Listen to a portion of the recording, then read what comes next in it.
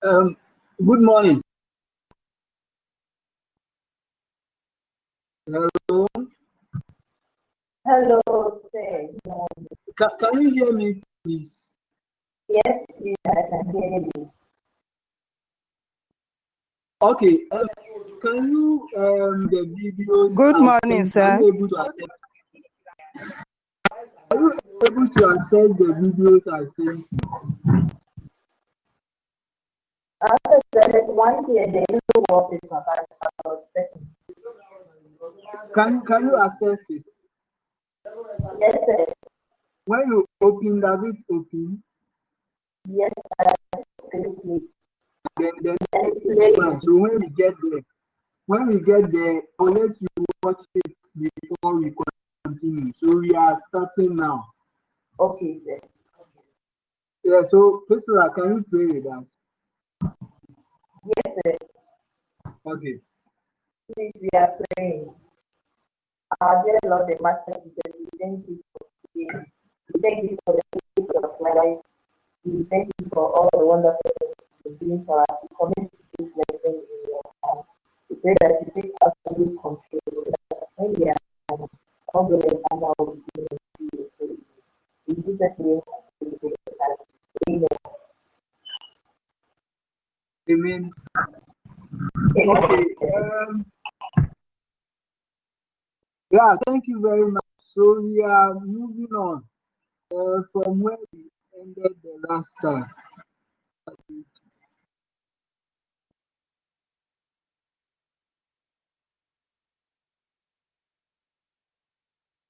Okay. Yeah, so the last time, where did we get to? Now, who can remind us, where did we get to the last time?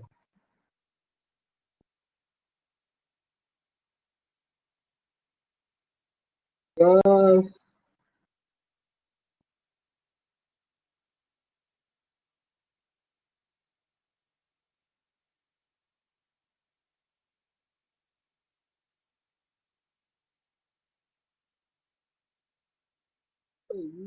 We are all lost, right? Where did we get to the last time? I want to know whether you are following.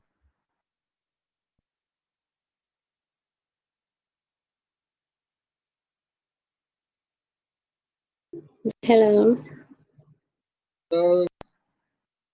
Yes, we go to assessment of the patient receiving hospice care. Okay.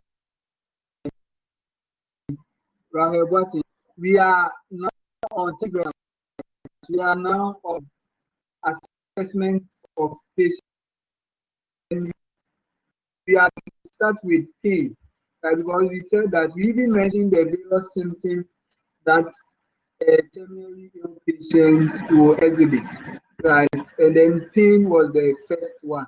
So I said the last time that we are going to start with pain, right? So let's look at what pain is, right? And then how we can assess pain, and then how we can manage pain as nurses. Okay, so pain, there are several definitions or school of thoughts on pain, right? So as you can see from your slides, it was defined, pain was defined as subjective sensation that is influenced by physical. Those who are lost, we are on slide 48. Slide 48.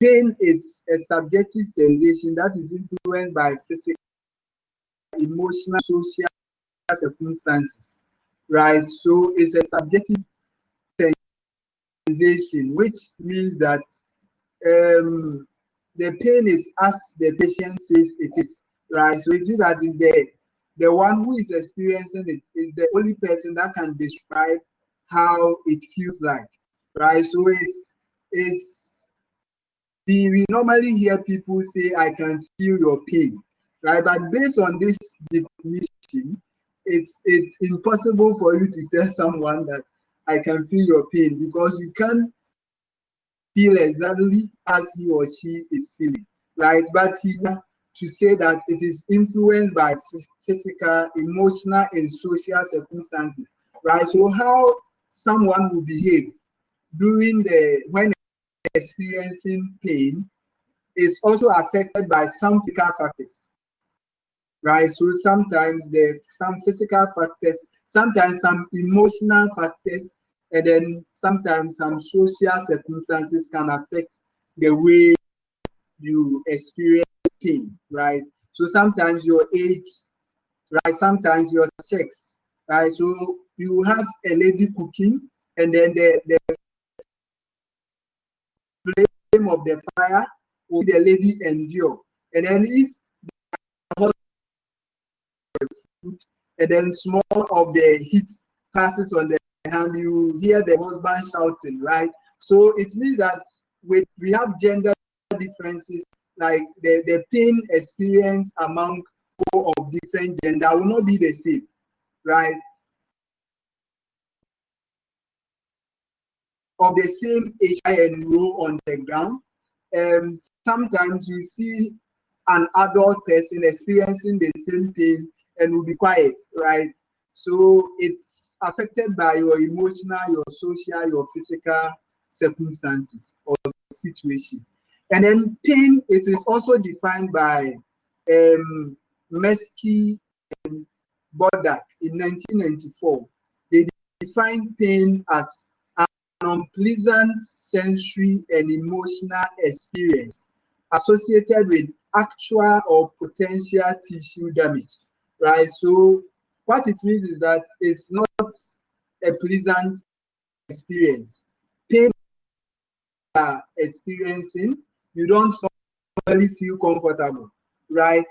But if you look at the end of the statement, he said that is associated with either actual or potential tissue damage. Right? So anytime you feel pain at any part of the body, it's giving you an indication that there is a tissue damage of that particular part, or is a potential tissue damage. So it's likely that it's giving you an indication that something is wrong at that part of the body where you are experiencing the pain. So you either have to seek early treatment to prevent total damage of that part, right? So for example, let's assume that you are in a car, right? So you are traveling from Ghana to Nigeria. You didn't take a flight.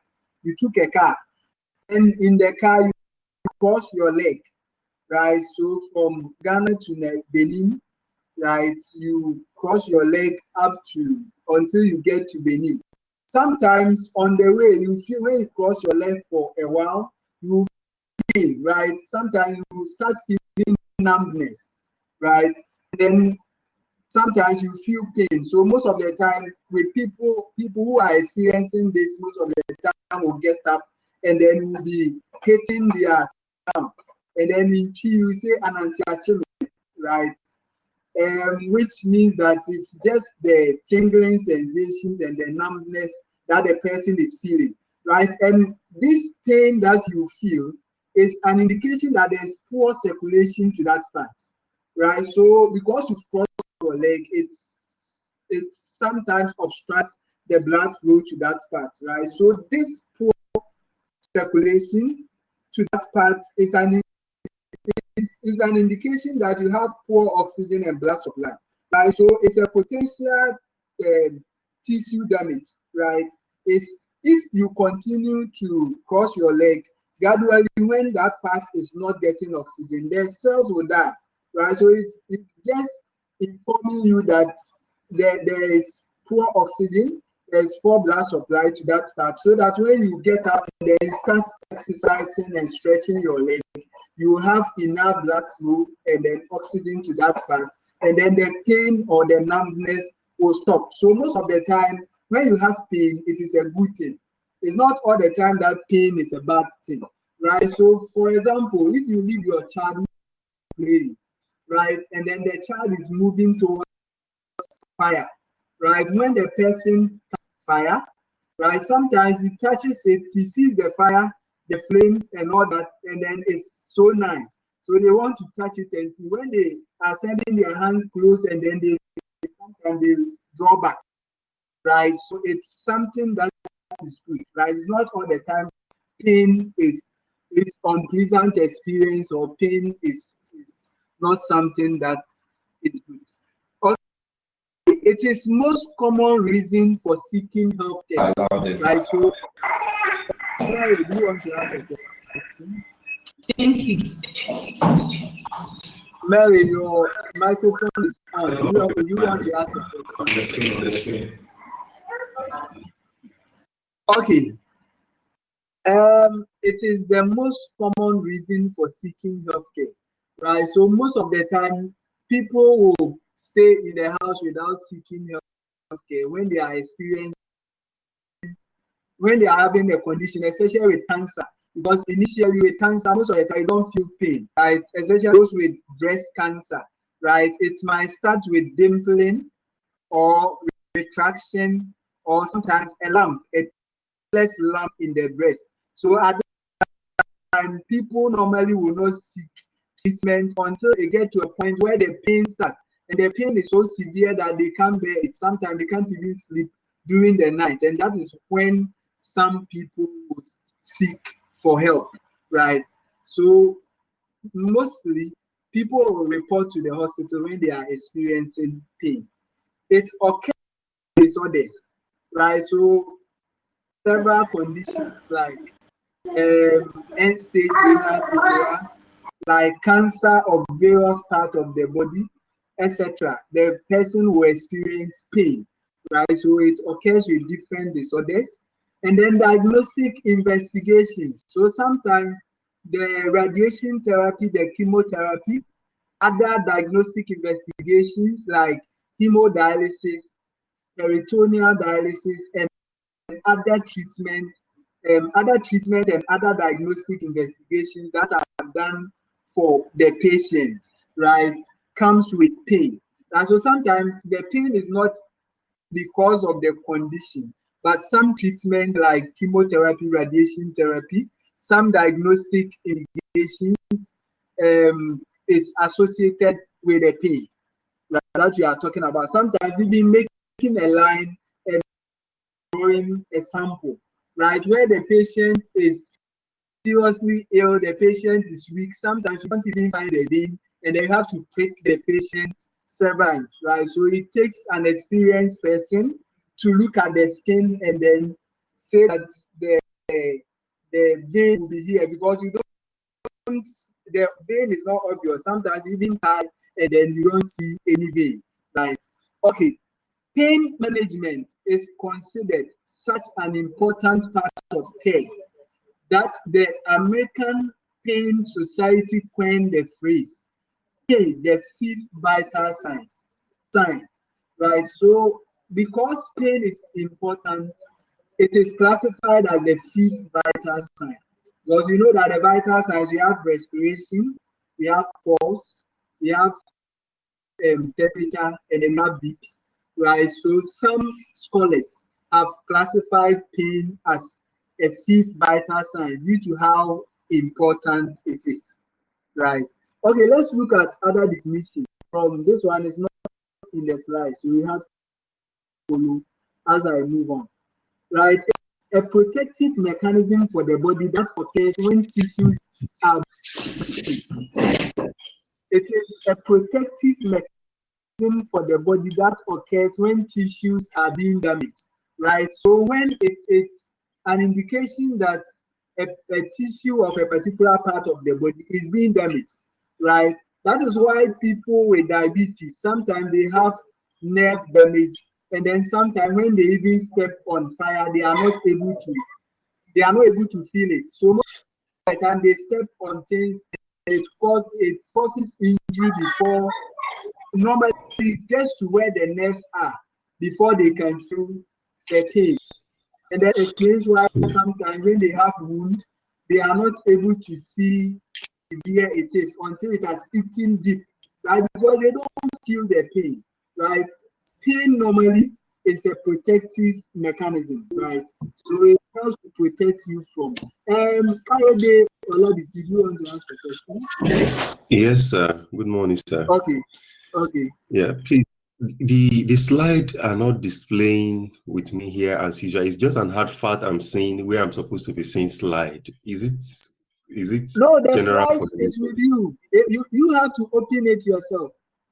Okay, I have to open the one I've downloaded, right? Yeah, the one you downloaded, yes. Okay, I thought you'd be projecting it Oh as no, usual. no, So normally I use mine, but I don't know whether you follow from what I use. all right, I'll do So that. just Thank you, sir. open yours, go to slide 49. That is where we are. All right, thank you, sir. Thank you, sir. Okay, so like 49. If you are there, let me know. So that I can...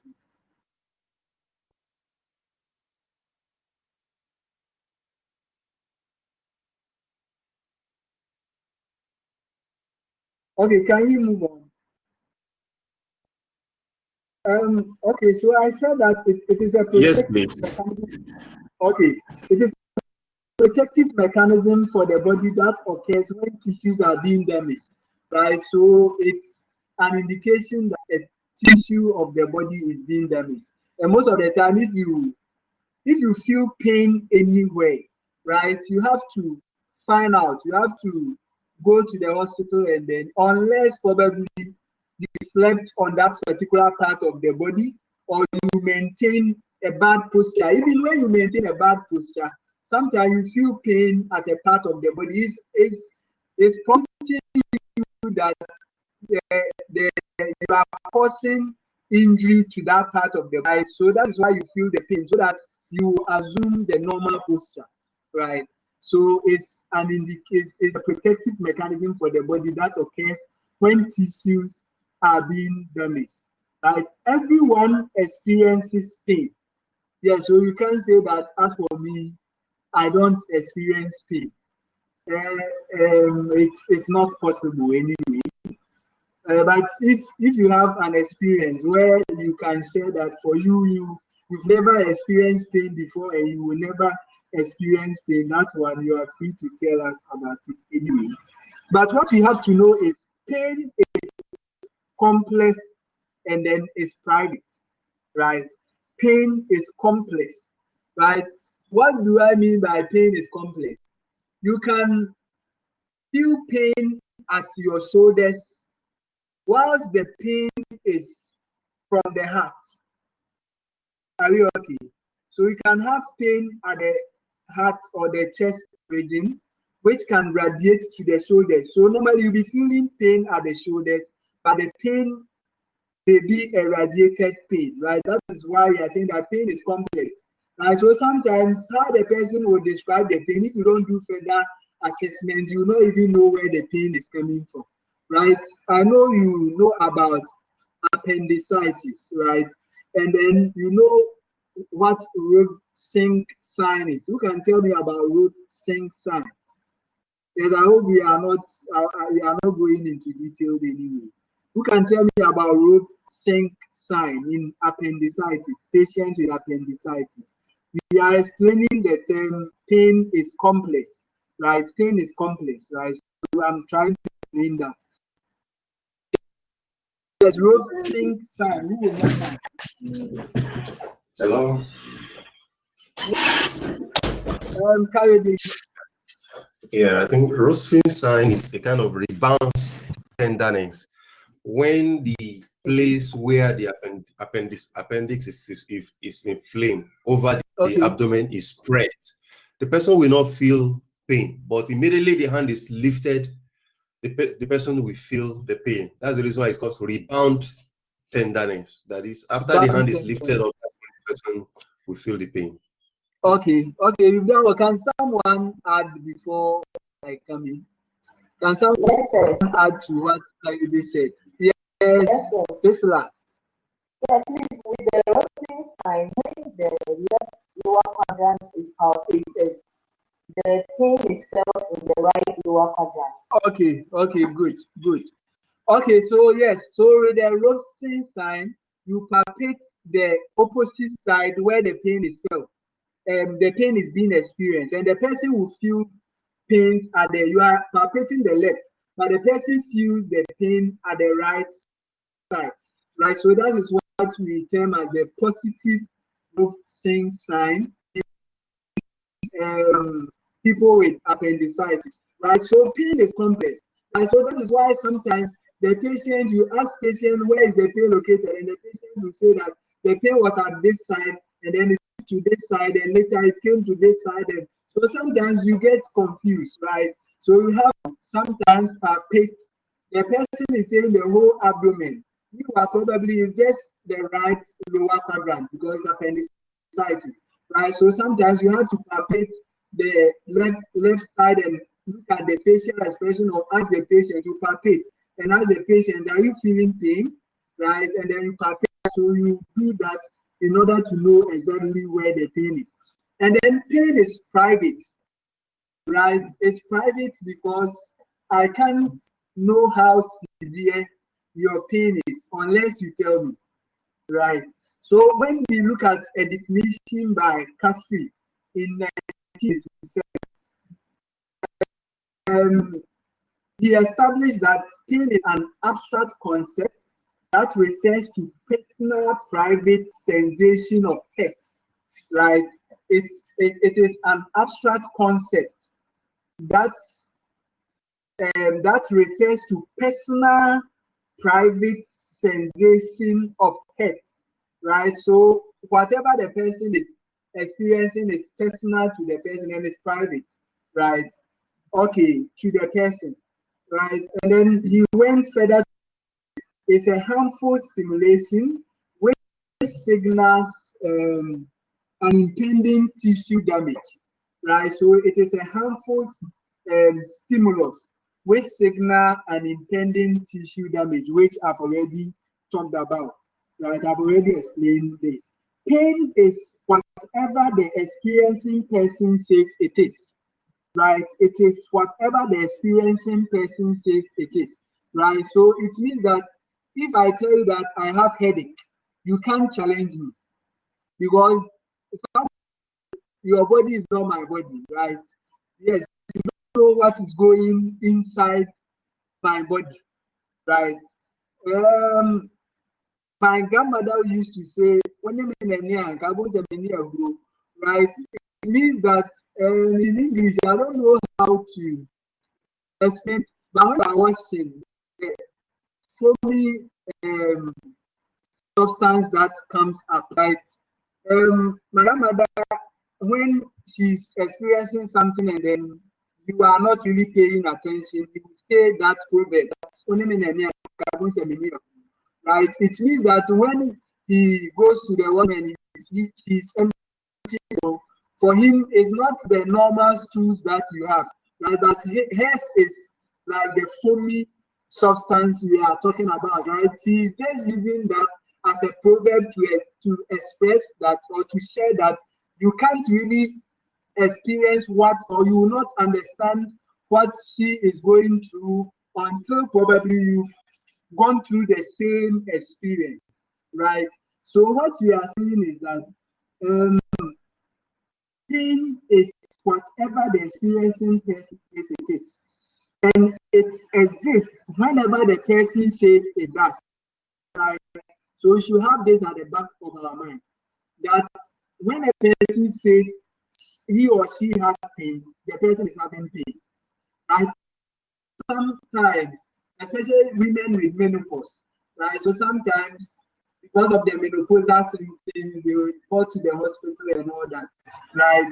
So sometimes these are normal, where sometimes you give a placebo to find out whether the person is actually experiencing the pain or the person is just exaggerating, right? But if you give a placebo and the pain is there, it is that there is pain, right? So you have to manage the pain of the patient.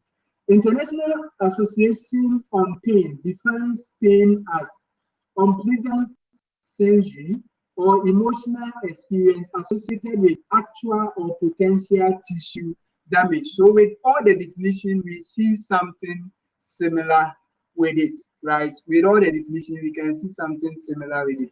Okay, so we are moving on with the slide 49, right? These were various school of thought with a description of pain, right? And you can see that them are similar, right? They are all talking about emotional experience, something that causes hurt, something that is unpleasant, right?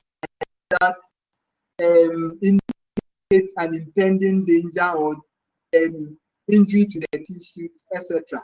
Okay, pain according to its, so we are looking at the types of pain.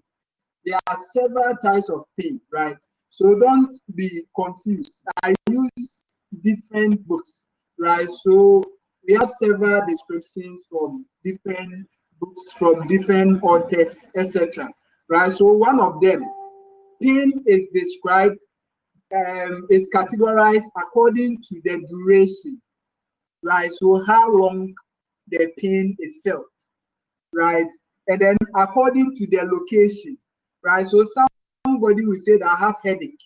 If you tell me that you have headache, um, I will know that it's not pain experience at the abdomen, right, or at the abdominal region or at the chest, right? So pain can also be classified based on the location, and then pain can also be classified on the etiology.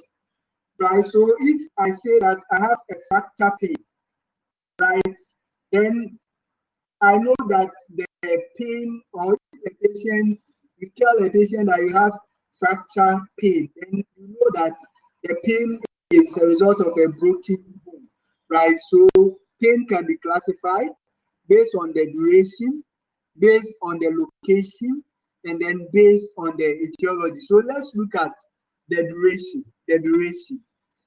There are three basic categories of pain in relation to the of pain, in relation to the duration of the pain.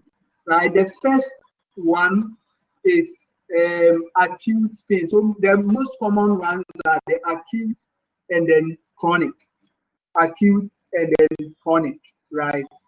So pain can be classified as acute or chronic, right?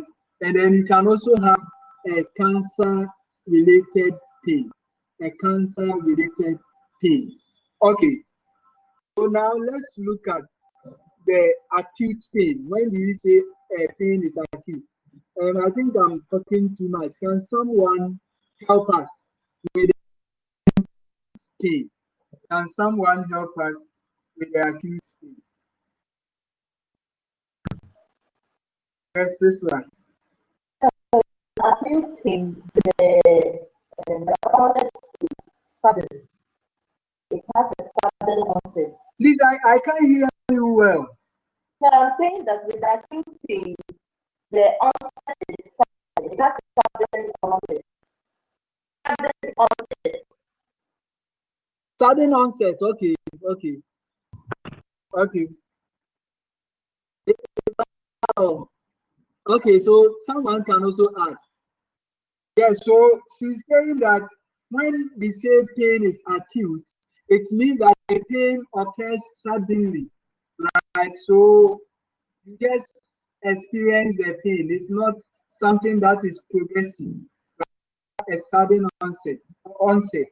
Okay, and then it is commonly associated with a specific injury, right?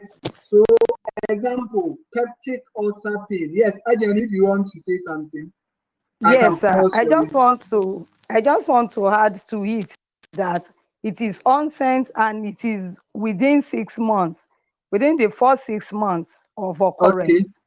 good, good. Okay, thank you very much. Yeah, so it has a sudden onset and then lasts for 6 months or below, right? So the pain that is experienced, and most of the time it is associated with a specific injury. So for example, you sustain an injury to the arm, probably a cut, and then you are experiencing pain. That can be classified as an acute pain, right? Or probably you have peptic ulcer. So you took in food and then you started experiencing pain. which is gastric ulcer, right? So that can also be classified as an acute pain. Right? But most of the time with cancer pain, most of the time they are chronic because it doesn't come suddenly, it takes time.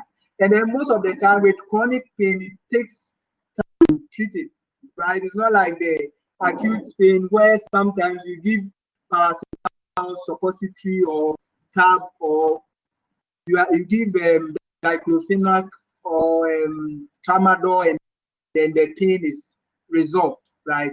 Sometimes with chronic pain, it is difficult to. And then acute pain indicates that damage or injury has occurred, right? So sometimes it is an indication that there is an injury or there is a damage to a part of the body, right? So as I said, let's assume that you slept on your left arm throughout the night. The next morning you will feel pain at that particular arm where you slept on, right? So it's an indication that an injury has occurred, or it's an indication for a potential injury. Pain is significant in that it draws attention and then teaches the person to avoid similar potentially painful situations, right? So if you slept on your arm and you are feeling pain, then it means I have to be careful the next night so that you don't sleep on your arm again. So it's an indication that something is wrong somewhere, and then it's help the person who is experiencing the avoid similar situations, continue experiencing the pain again. It's and then as we said, with acute pain, most of the time it doesn't last longer than 6 months, right? And it's respond to treatment most of the time, right? So it was defined by Bukov in 2000 that acute pain can be described as lasting from seconds, right? So right from the injury to about 6 months, right?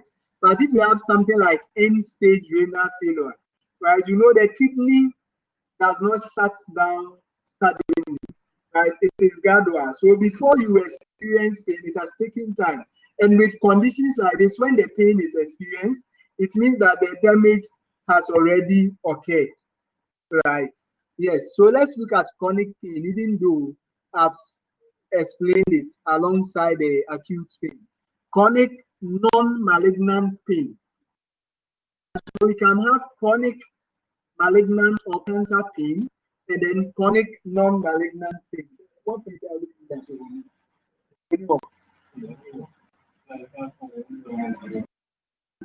Kafra. Okay, sorry. So chronic non-malignant pain. Chronic pain is a constant or intermittent pain that persists beyond expected healing time, right? So it's a constant, which means that the patient experiences the pain without being relieved of the pain. So it continues, right? So probably the whole day. So let's assume that if the patient is having a labor pain, right? With the labor pain, if the labor starts and then the labor is continuous, right?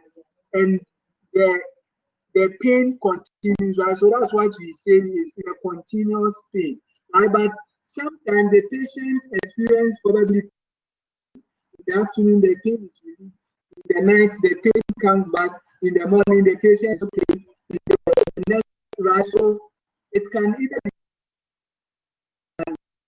be intermittent, right?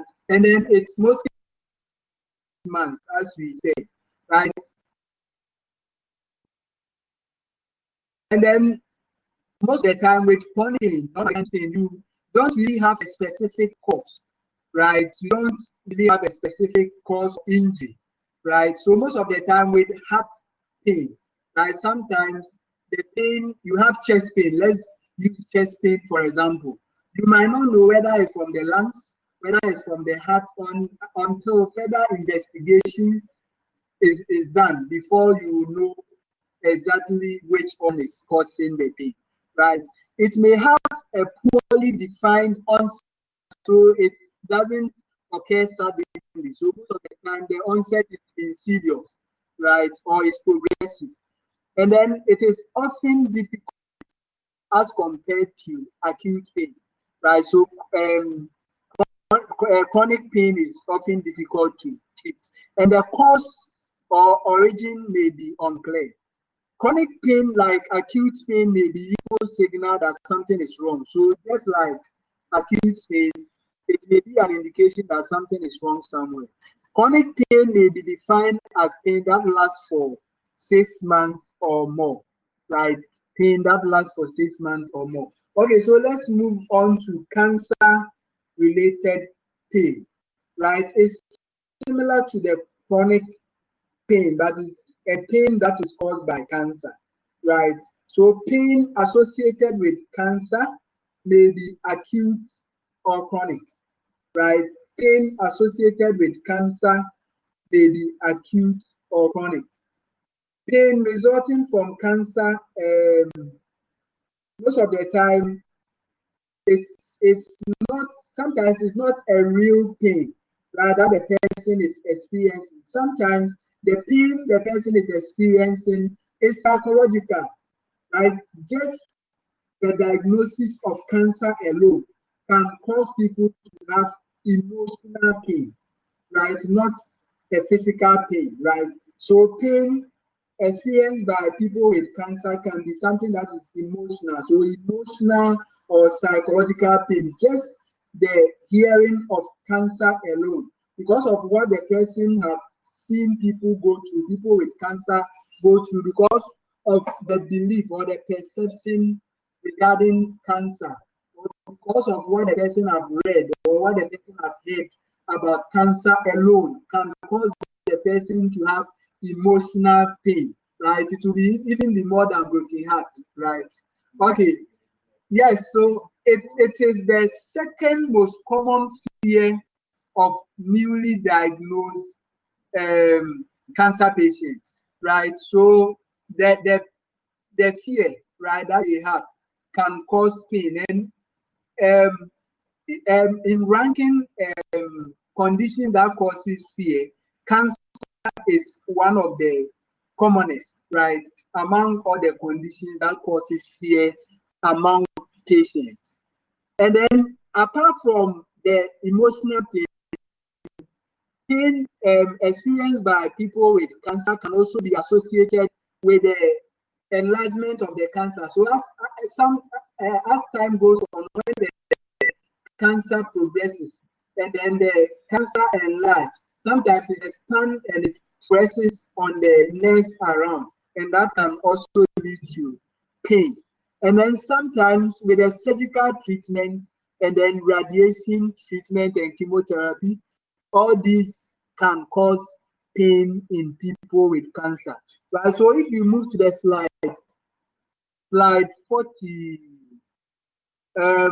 53, slide 53, you see that tumor involvement of the encapsulated organ, right? So it's talking about the physiology of the cancer, right? So you can see that the cancer is other organs. So sometimes you will have cancer of the bladder and then you will feel pain in other organs. When there's metastasis of the cancer to other organs, sometimes you start feeling pains in other organs, right? So people with cancer of the breast can sometimes, right, because the cancer can spread to the lungs, right? And it can cause even breathing difficulties, etc. Right? So pain in cancer doesn't result directly from the tumor involvement, right? Or it can result from other organs due to the spread to other organs. Okay, classification of location. So we are done with the classification of pain by the duration, right? Which is either chronic, either is chronic, acute, or the cancer-related pain. And most of the time, cancer-related chronic pain is classified under the chronic pain. Okay, classification of pain by location, where the pain is located. Pain is sometimes categorized according to the location, such as pelvic pain, right? So it means that it's located at the pelvic region, such as headache. So it means that it is the patient is experiencing the pain around the head, or chest pain, right? So it means that the pain is at the thoracic region. Okay, this type of categorization is helpful in communicating or treating the pain, right? So if you complain of pain at the chest, at least I'm suspecting something with the heart or with the lungs, right? And if you complain of pain at the pelvic, right, I'm suspecting something with the pelvic organs, right? So if it's a female, right, something with the uterus, something with the ovaries, something with the fallopian tube, something with the cervix, right? So the organs in the pelvic cavity, right? If it's something with the testes, right, or the organs around, right? Yes, so the location of the pain can give an indication to what is actually wrong with the patient, right? And it can help in treating the pain. For example, chest pain suggests angina or myocardial infarction, right? So if somebody complains of chest pain, it can be that the person is having angina pectoris, or the person is having myocardial infarction, or the person is having heart failure, or the person is having respiratory failure, or any of the respiratory functions. Okay. Classification of pain by etiology or the cause. Classification of pain by etiology or the cause. Categorizing pain by etiology is another way to think about pain and its management, right? So for you to be able to manage the pain, you have to know what causes it, right? Or what is the pain, right? So it can be caused by a fracture, it can be caused by burns, right? So it can be caused by fracture, it can be caused by burns, etc. Right? So with the cause, what is the pain, right? Is the classification by etiology. Clinicians often can predict the cause of pain and plan effective treatment using the categorization, right? So others include fracture pain, peptic ulcer pain, Madam Brent, I didn't hear. Okay.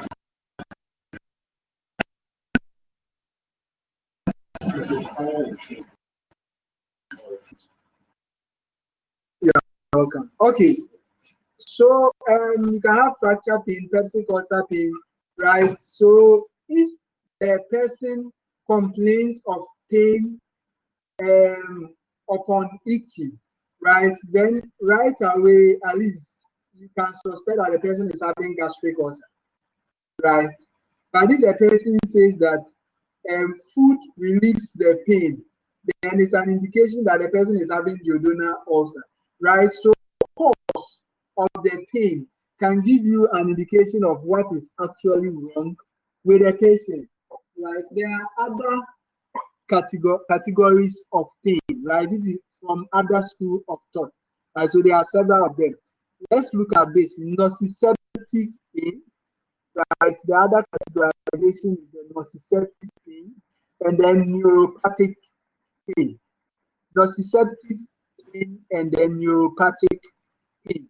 So let's look at the nociceptive pain. Nociceptive pain.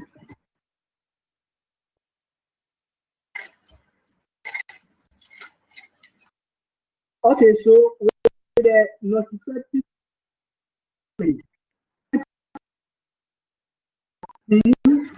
that's okay. It is a type of pain that is produced by stimulation of a specific sensory receptor in a visceral and somatic structure. So I know that you did sensory receptors with, and I don't know if you use that. So I know that you did sensory receptor with Mr. Kosa or whoever taught you microbiology. right? So you take your key, for instance, right? Let me see if I can find my key, right? So this is my door key, right? So if you take this, for instance, if you go to my room and then you want to open my key,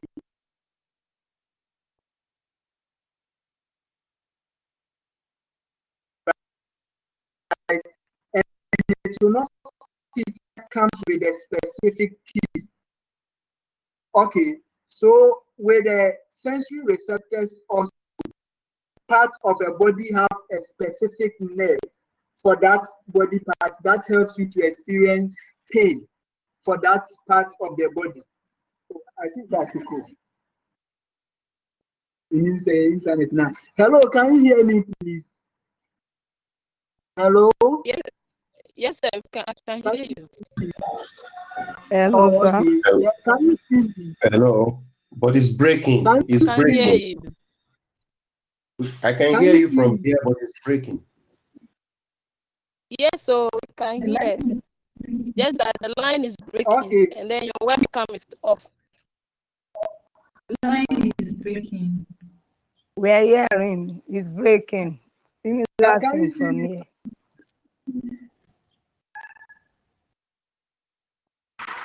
No, I can't hear anything.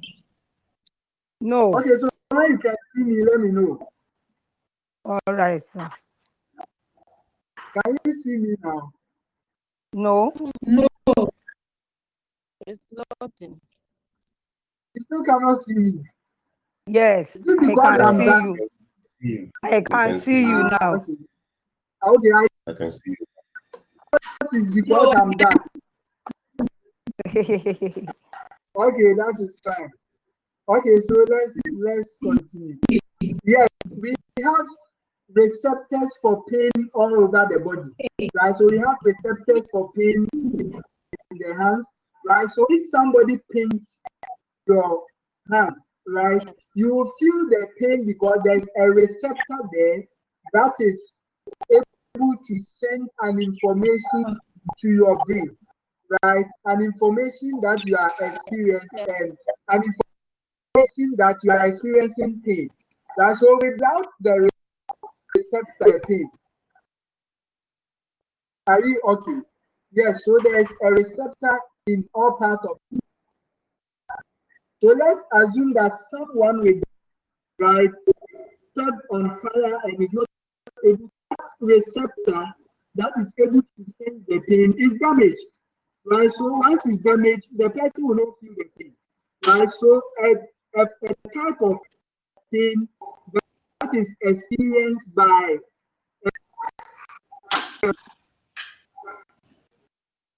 causing a particular pain receptor is what we term as the nociceptive pain. So the nociceptive pain is a form of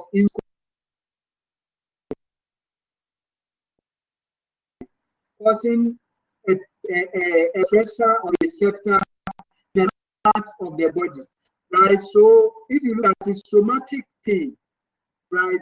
Somatic is body, right? So somatic superficial cutaneous in the skin or subcutaneous tissues or mucous membranes, etc. Right? With the each part of the body have a specific receptor. Right? So you can cause pain injury to that receptor, whether it's the epidermis.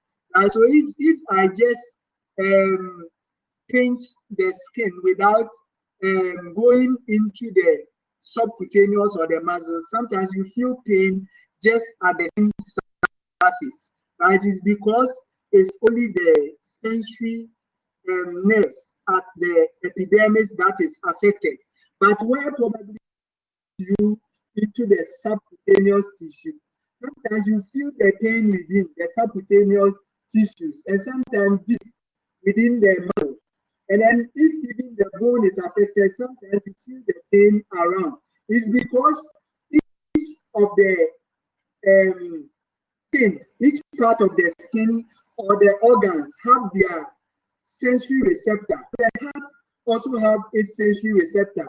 That is why when someone is going into coma, you see a doctor apply pressure, right? So you make a fist and then you apply pressure to the chest. Sometimes it causes pain to the heart.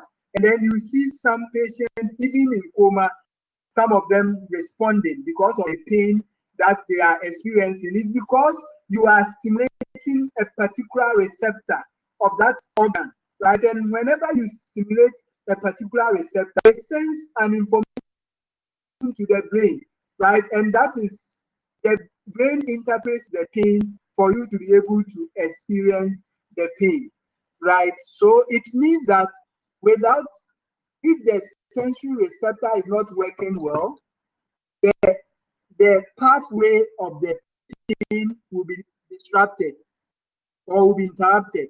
And or if the nerves, right? So if the receptor receives the pain, it has to send an information through the nerves, right, to the brain. So if there's any injury to the nerve pathway, the spinal cord, it means that the pain, even though experienced at the site, it cannot be transmitted to the brain.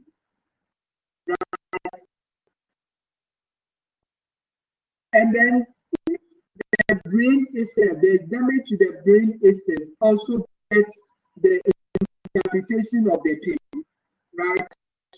So all these pathways can affect the way you experience pain. That is why sometimes we all don't experience pain the same way, right? Due to some of these factors, right? So the age, the sex, sometimes depending on the pressure that is applied, right? So you can have two people pinching your skin, but one will be more severe than the other, right? We used to have a lecturer in our during our SS, right? We called him Okoto. Okoto is like Obi or market. There's somebody who did knock right on the head. So he normally, when you do something wrong, he come close and give you a knock, and it's very painful. So we named him, right? Yes. So if depending on how the knock is, would determine the severity of the pain, right? Okay. So the pain, depending on where the pain is being applied, it can be a superficial pain, right? If I just pinch the surface of the skin, you are going to experience the pain just at the superficial surface, because it means that the sensory nerves of the superficial part will be affected.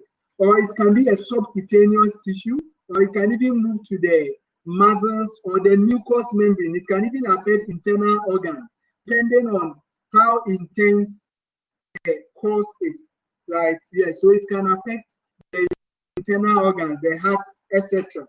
Right? It can lead to muscles, pain of the muscles, tendons, joint pains, etc., depending on the injury. But what we are saying is that once we say a nociceptive pain, it means that a particular sensory receptor is being altered, right?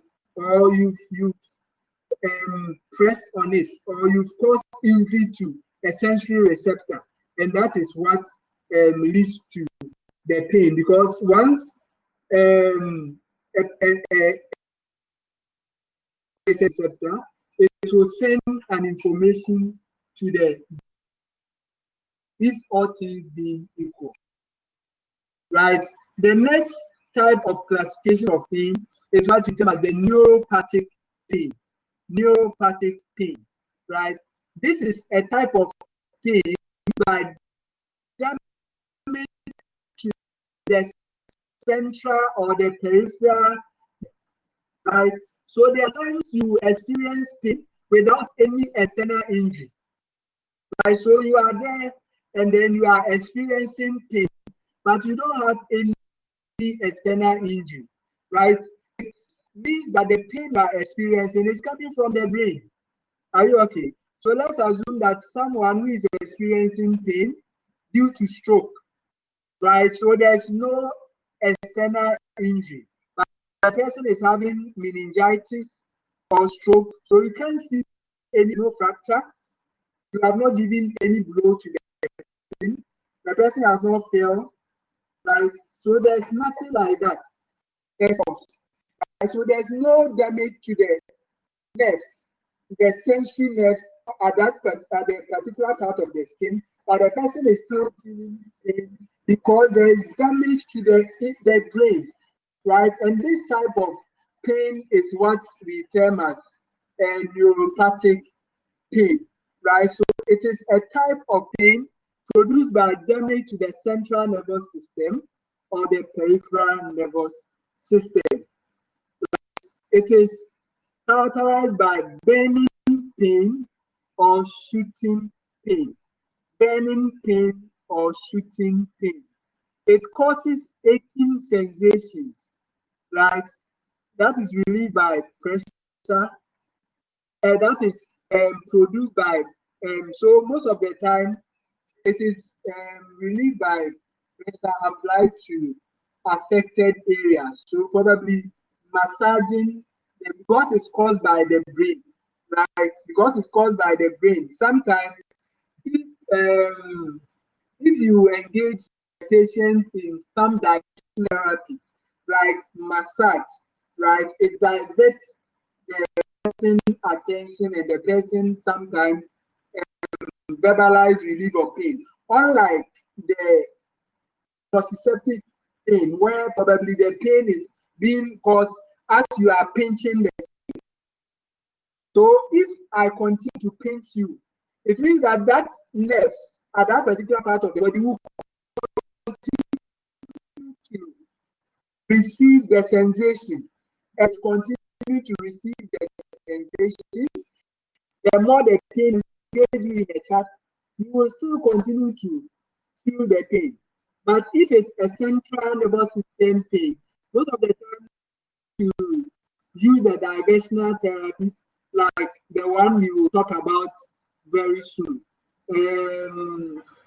I forgot, but we will talk about it very soon. I even have a video for you to watch on it. The distraction and all that, right, can help to relieve the neuropathic pain better than the nociceptive pain, right?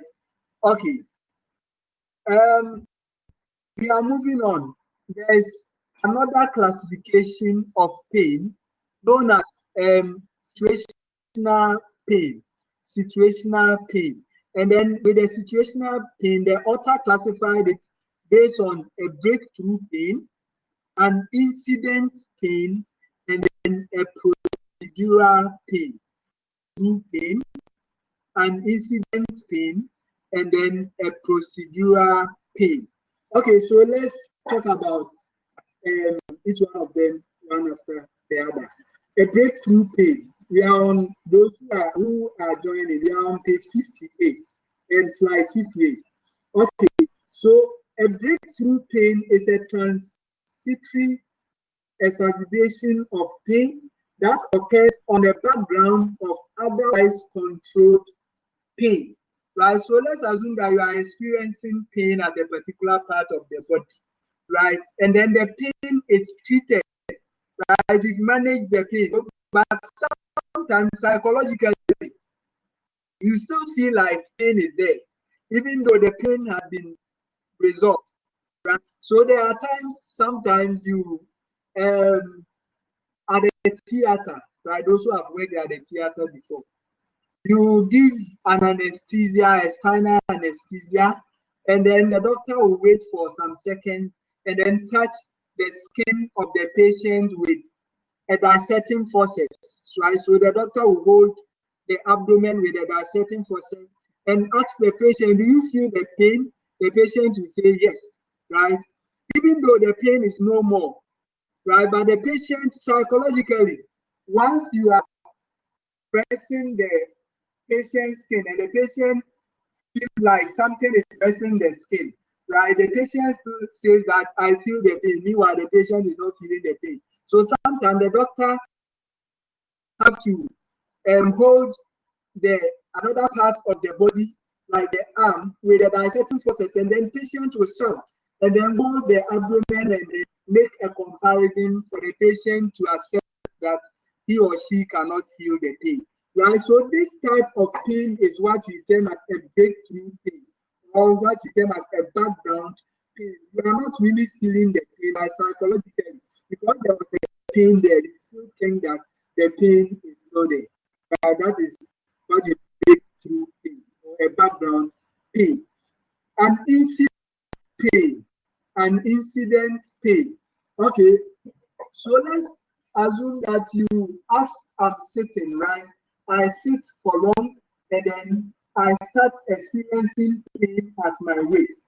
Right? That pain can be classified as an incident pain because the pain is caused by that posture, right? That I maintain. So in order for the pain to be relieved, I just have to get up and then stretch, then I'll be relieved of that pain. So pains like this is classified as an incident pain. So sometimes um, you have chest pain, but probably as you are up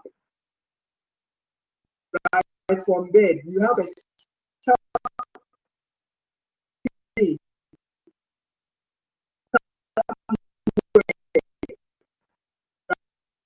Sometimes you ask the patient to palpate the part, the right upper quadrant, and then ask patient to take in a deep breath, right? So when patient is taking in the deep breath,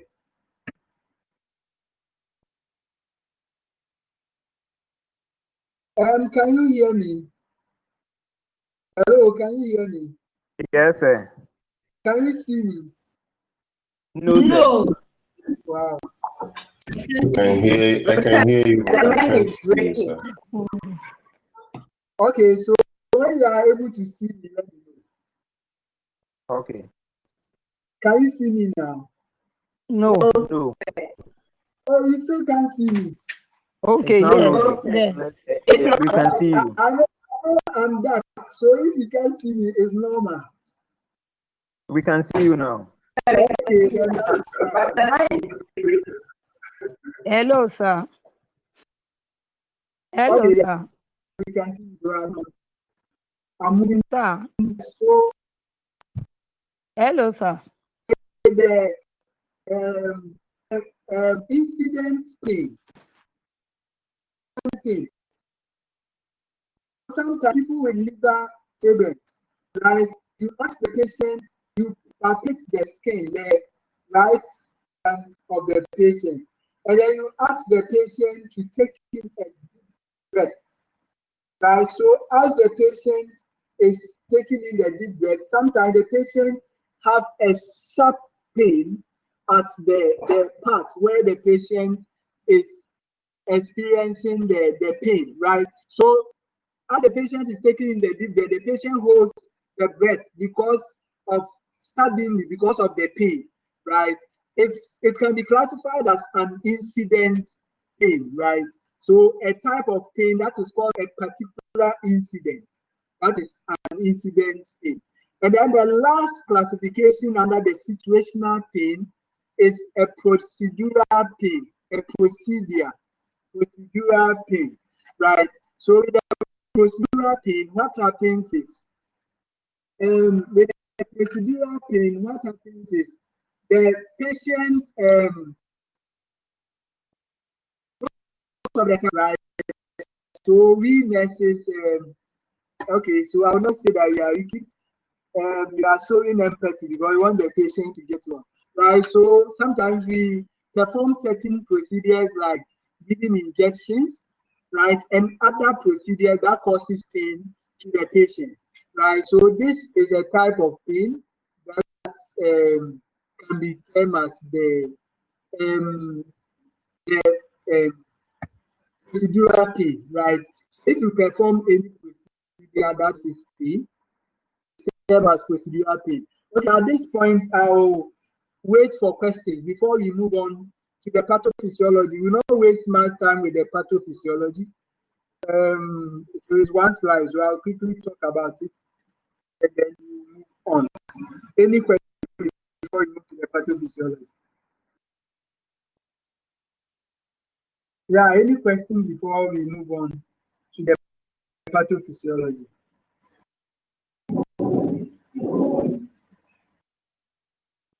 Yes.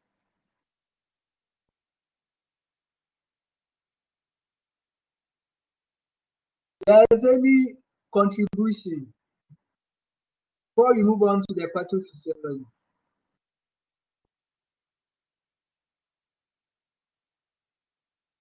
I hope we are online. Oh, we are gone. Okay. Hello, sir. Yeah, Yeah. as you have said earlier about pain, as I've said about pain being a warning sign, you see, sometimes even we as nurses and as people that are knowledgeable, we tend to manage our pain and we tend to cope with our pain instead of getting to the root of what is causing the pain until what is causing the pain will now become a very big issue. Sometimes it's, like you have said, it's a warning sign. Sometimes we keep using analgesic to silence the warning, to silence the alarm until things get out of hand. Whenever we have any unusual incidents, whether with anybody around us, we should make sure that they get investigated properly before the pain will snowball into something that will be uncontrollable. Thank you, sir. Yes, it's very important. Thank you very much. Yes.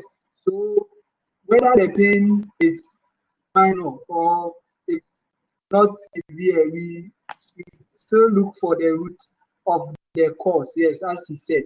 Yeah, before probably get out of hands when you can't, it will be very difficult to treat it.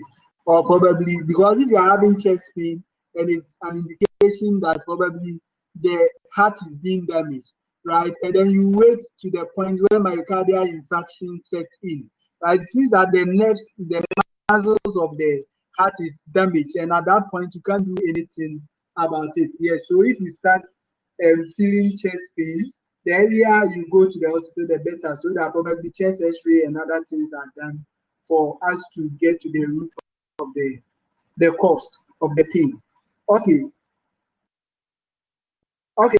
So if there's Hello. you want to say something? Hello, sir. Yes, sir.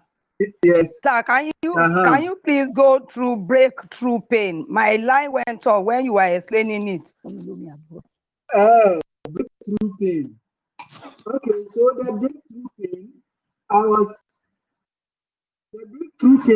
saying that most of the time you when you are experiencing pain, right, you know that the pain is there.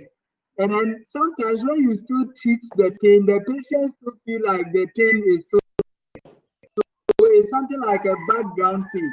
It's just like I'm focusing on you now, right? The fact that I'm focusing on you doesn't mean that when somebody is coming out from the doorway, I'll not see the person. Even though the person is not my focus, I can still see people around. So they are in the background. They are not my main focus, right? So they are a pain that is more like psychological pain, right? So the pain has been treated, but because the patient was experiencing pain, the person will feel like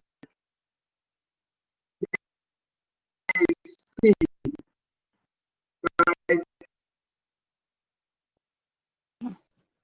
So that type of background pain is what we tell us a breakthrough pain.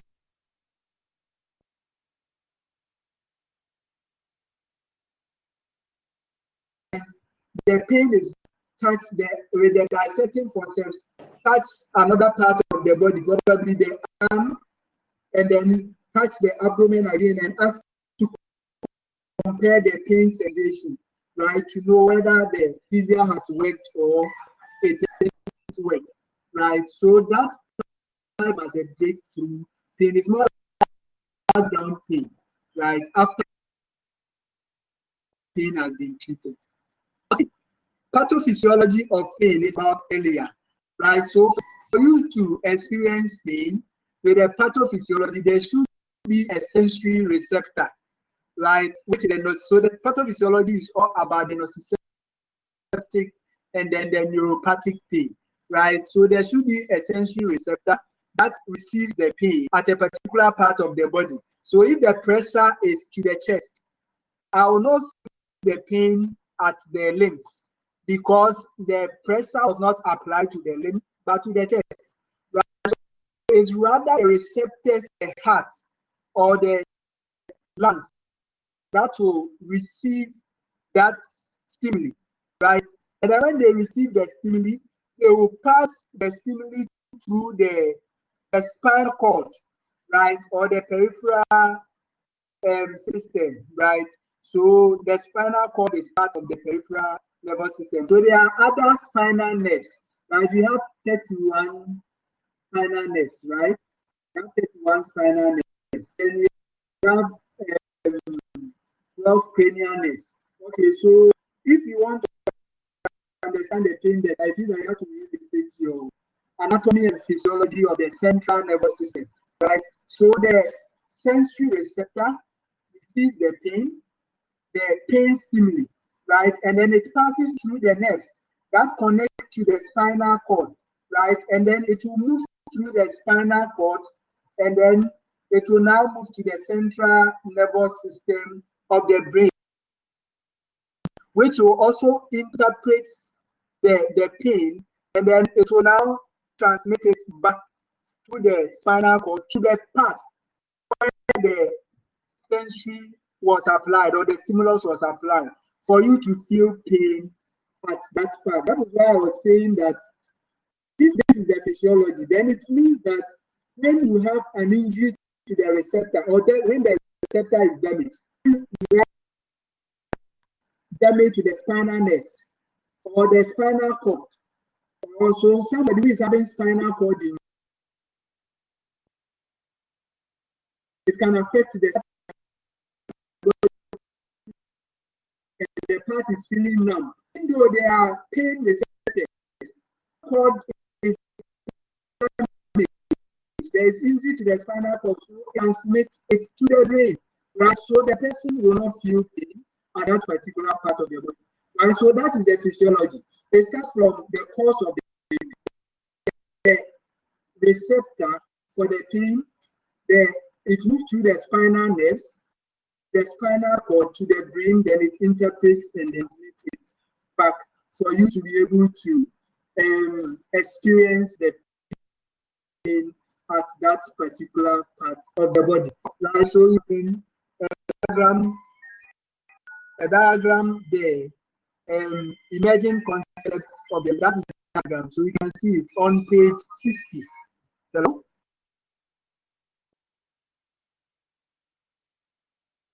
Let's have. Yeah, so you can see the diagram there, right? So it's a diagram for the central nervous system, right? So you can see the spinal cord there that has been dissected, right? And all that. So it is I have to read the pathophysiology and the anatomy and physiology. You have to revisit the anatomy and physiology of the central nervous system. It's not part of our syllabus anyway. So we are moving on. Pain can be influenced by several factors. So can you help us? What are some of the factors that affect the pain, the experience of pain? What are some of the factors that affect the way we experience pain? Mary, yes.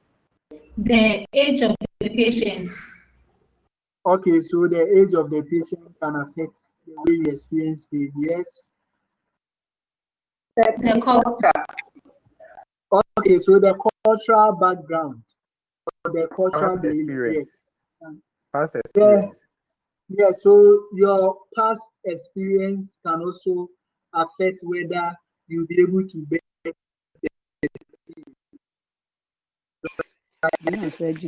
So we don't expect a preemie gravida. Yes. Depression. Oh, I didn't hear you. Depression. Yes. Okay, so your emotional experience, your emotions can also affect the way you experience it. Okay, so as you said, yes, Gender. yes.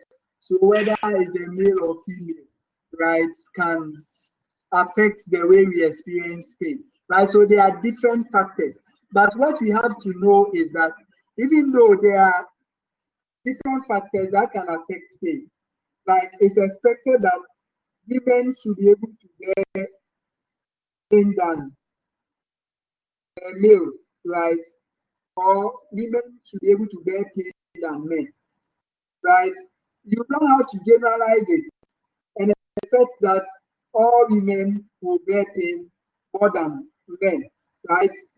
Due to other factors, you will have some women, some men who will also, or some women who will like men will behave.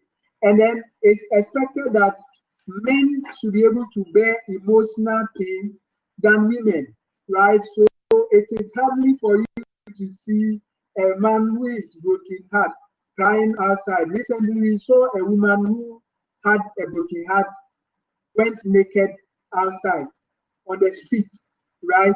Yes, it's hardly for you to, and it's not like the person has gone mad, right? The person is just a reaction, which probably I'll say is a defense mechanism that the person is using, but it's an abnormal defense mechanism, right? So it's hardly for you to see men openly express emotional pain, but whilst it's common among women, right? But it doesn't mean that sometimes you will not see men who openly um, express emotional pain. Right? Sometimes you see some men who will really cry when their mother dies, right? And it's even though it's not common, in few cases you see people do that. Right? And some of them will shed tears as women, right? So it happens. So even though these are some factors, you should not generalize it to everybody. Right? So anxiety, depression, that is the emotional experiences or psychological experiences. Your culture, your gender, your age, your past experience can affect the way you experience pain. And then sometimes it's some personal, right? Sometimes some personal factors. There are some women who will be admitted at the hospital and then will be complaining of severe pain just because they just need attention from their husband, right? Probably their husband are not giving them attention, right? So they just need attention. So some people will pretend as if they are dying, right? There are people, they come and they will close their eyes and on the bed as if they are dying. They don't want to even breathe, right? So sometimes if you realize that the person is shaking and the person is blinking the eye, sometimes you put a quantity spirit and then you bring it to the person nose. And then you see that some people they will intentionally hold their breath, but how long can you hold your breath? Right? So once they take in they smell it in for some few seconds, the person will start coughing, and some of them will sit on the deck and then will be looking around, right? Yeah, so sometimes they just need attention. Their husbands or people around them are not giving them attention, so they take attention, so they pretend, right? So you can have some of these experiences to when people exaggerate, right? There was a patient I did that to, and then when he came with a boyfriend, and the boyfriend that brought her to the hospital. So when the boyfriend, when she told me that oh yeah, bad, like I'm a bad, and I said, oh no, I was just trying to see whether what she was exhibiting was real or she was faking it. So it's not like I'm a bad person, but I'm doing what ought to be done, right? Okay, so in that case, that's where sometimes you use the placebo to find out whether the patient is actually experiencing is a real pain or is a pain. Sometimes you give a normal patient, right, and then see whether the patient is and is the pain is real or the pain is perceived, right? Okay, now moving on to management of pain. Management of pain, right? But before we can manage the pain, we should be able to assess the pain. Now, because if we don't assess the pain to know the intensity and severity of the pain, we can't manage the pain.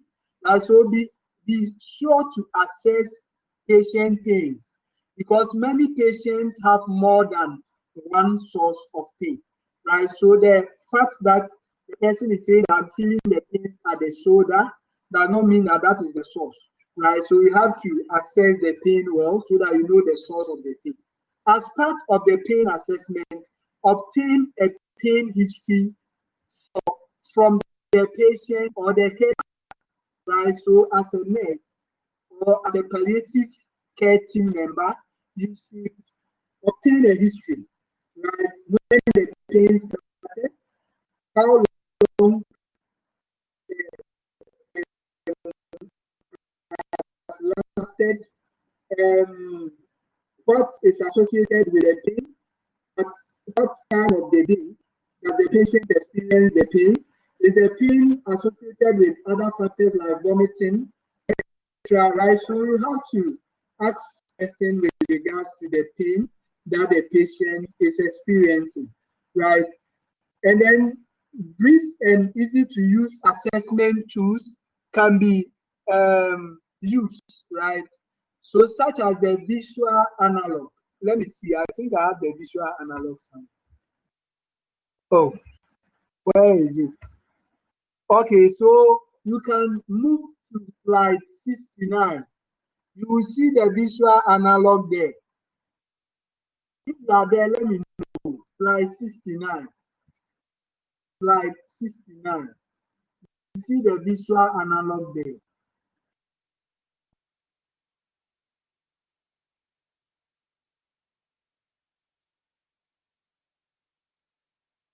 Are you there? Slide 69. Okay, if you are there, let me know.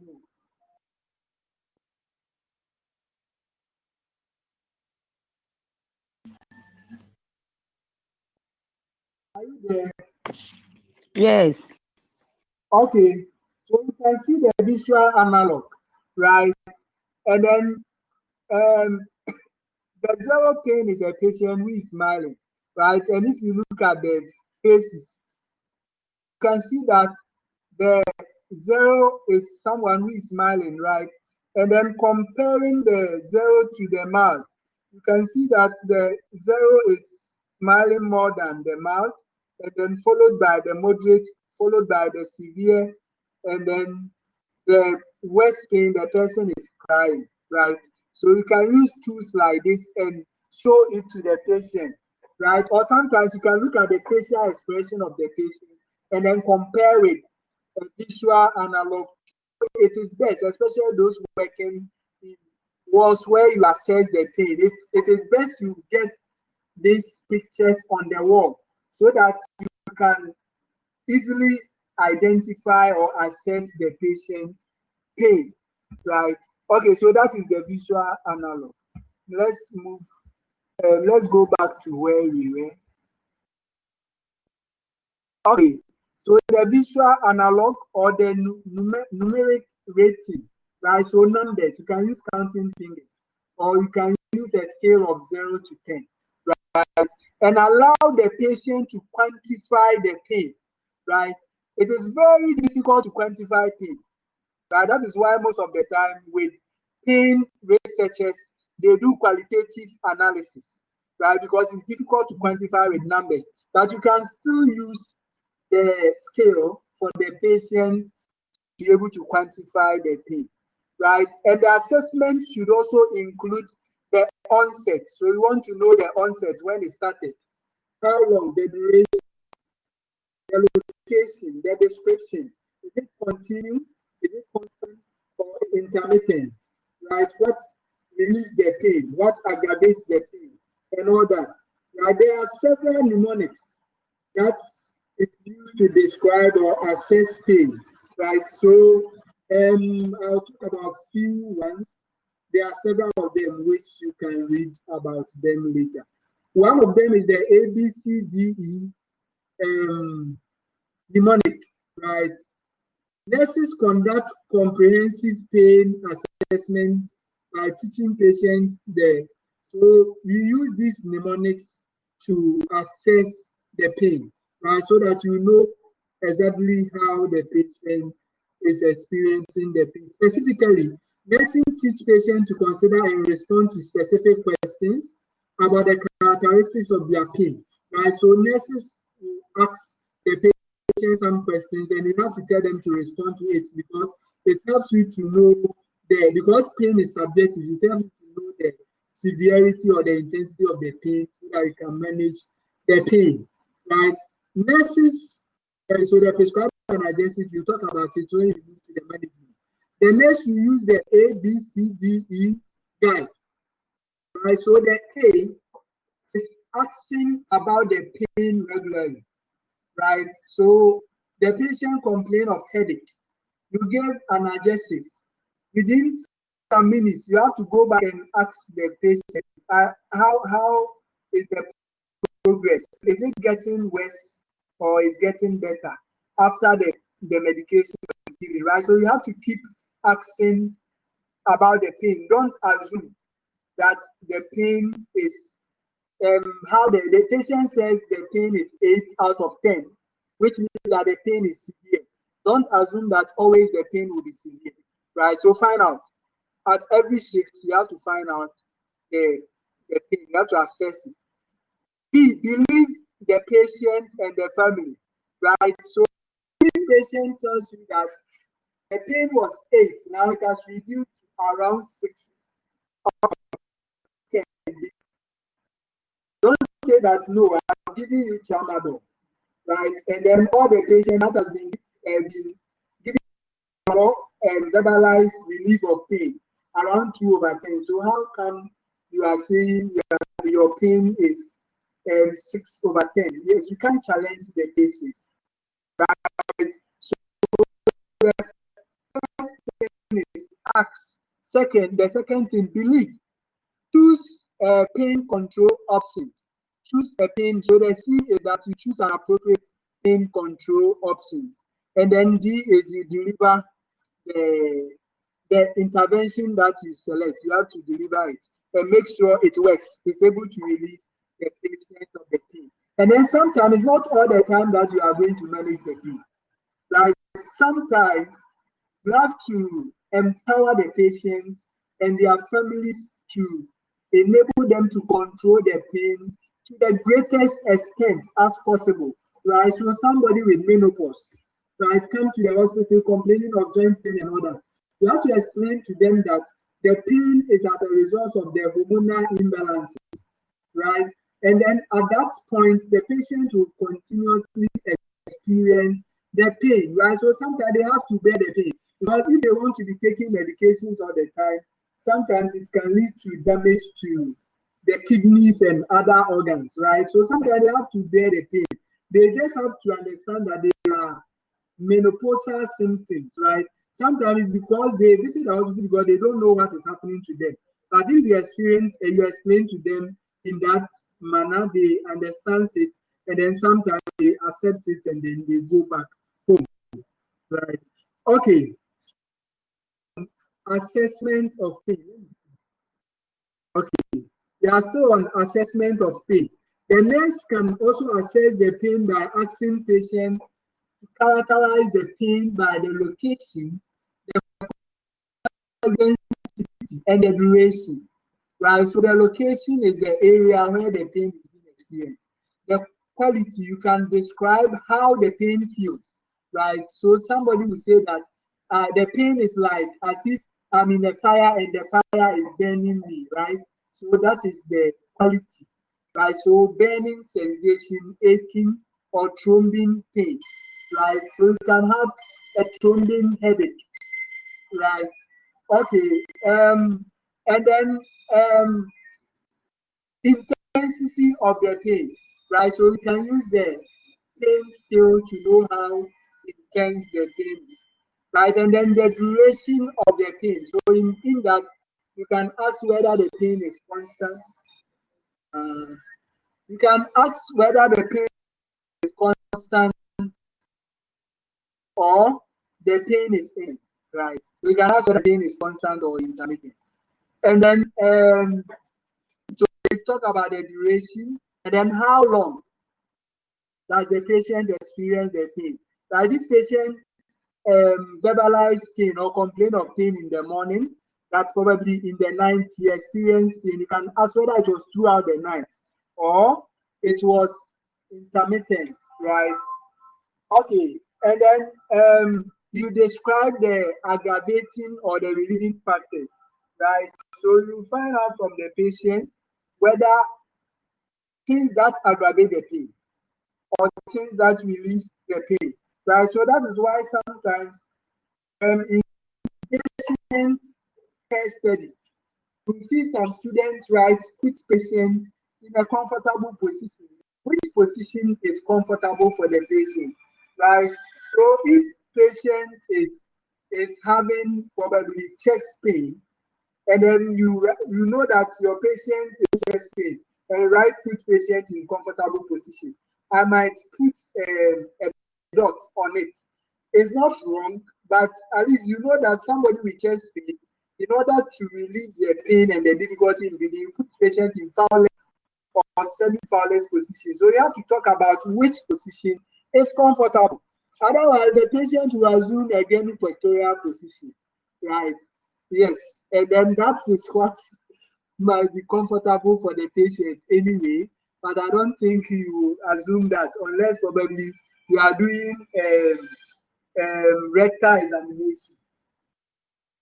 Unless you are doing rectal examination, then you allow patient to assume a pectoral position. Okay. Yes, so the aggravating factors and the relieving factors. Pain assessment. We are still on assessing pain. Describe how the pain interferes with activities of daily living. Right, so you can find out whether the pain is causing changes in daily routine activities. Right, because of the pain, probably the patient is not able to maintain the personal hygiene and all that. Describe the impact of the pain on your state of mind, right? So as I said, the breakthrough pain, right? So with the breakthrough pain, probably the please one minute. Hello, hello. Nyame adom o. Mepatch me class nti ya ma me for. Yeah, so we talk about the breakthrough pain where it's a background pain. So you find out the impact of the pain on the person's state of mind. So sometimes it's psychological, right? And then you can be able to treat it from there. Right? Describe the responses to previous pharmacological and non-pharmacological interventions. So you can ask patient whether he has been given paracetamol before, right? And then was there any reactions? How did the patient respond to the paracetamol? Was it able to relieve the pain? Right. So patient probably might tell you that, oh, when I came, I was given this particular medication, but it didn't work. So the doctor gave me another type, right? So all these are ways of assessing about the pain, right? Okay. A diary would be more for the patient, right?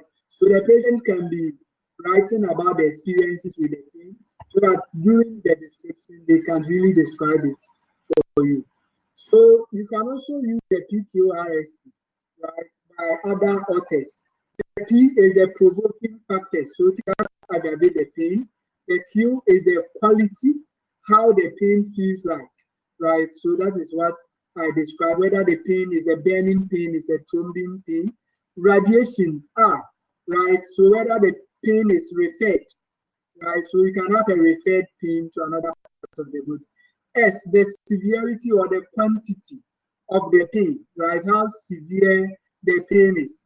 And then the time, at what time of the day is the pain experienced, right? So like duodenal ulcer patient can experience it because during the night, the patient is not eating, so the stomach is empty. So most people with duodenal ulcer experience pain.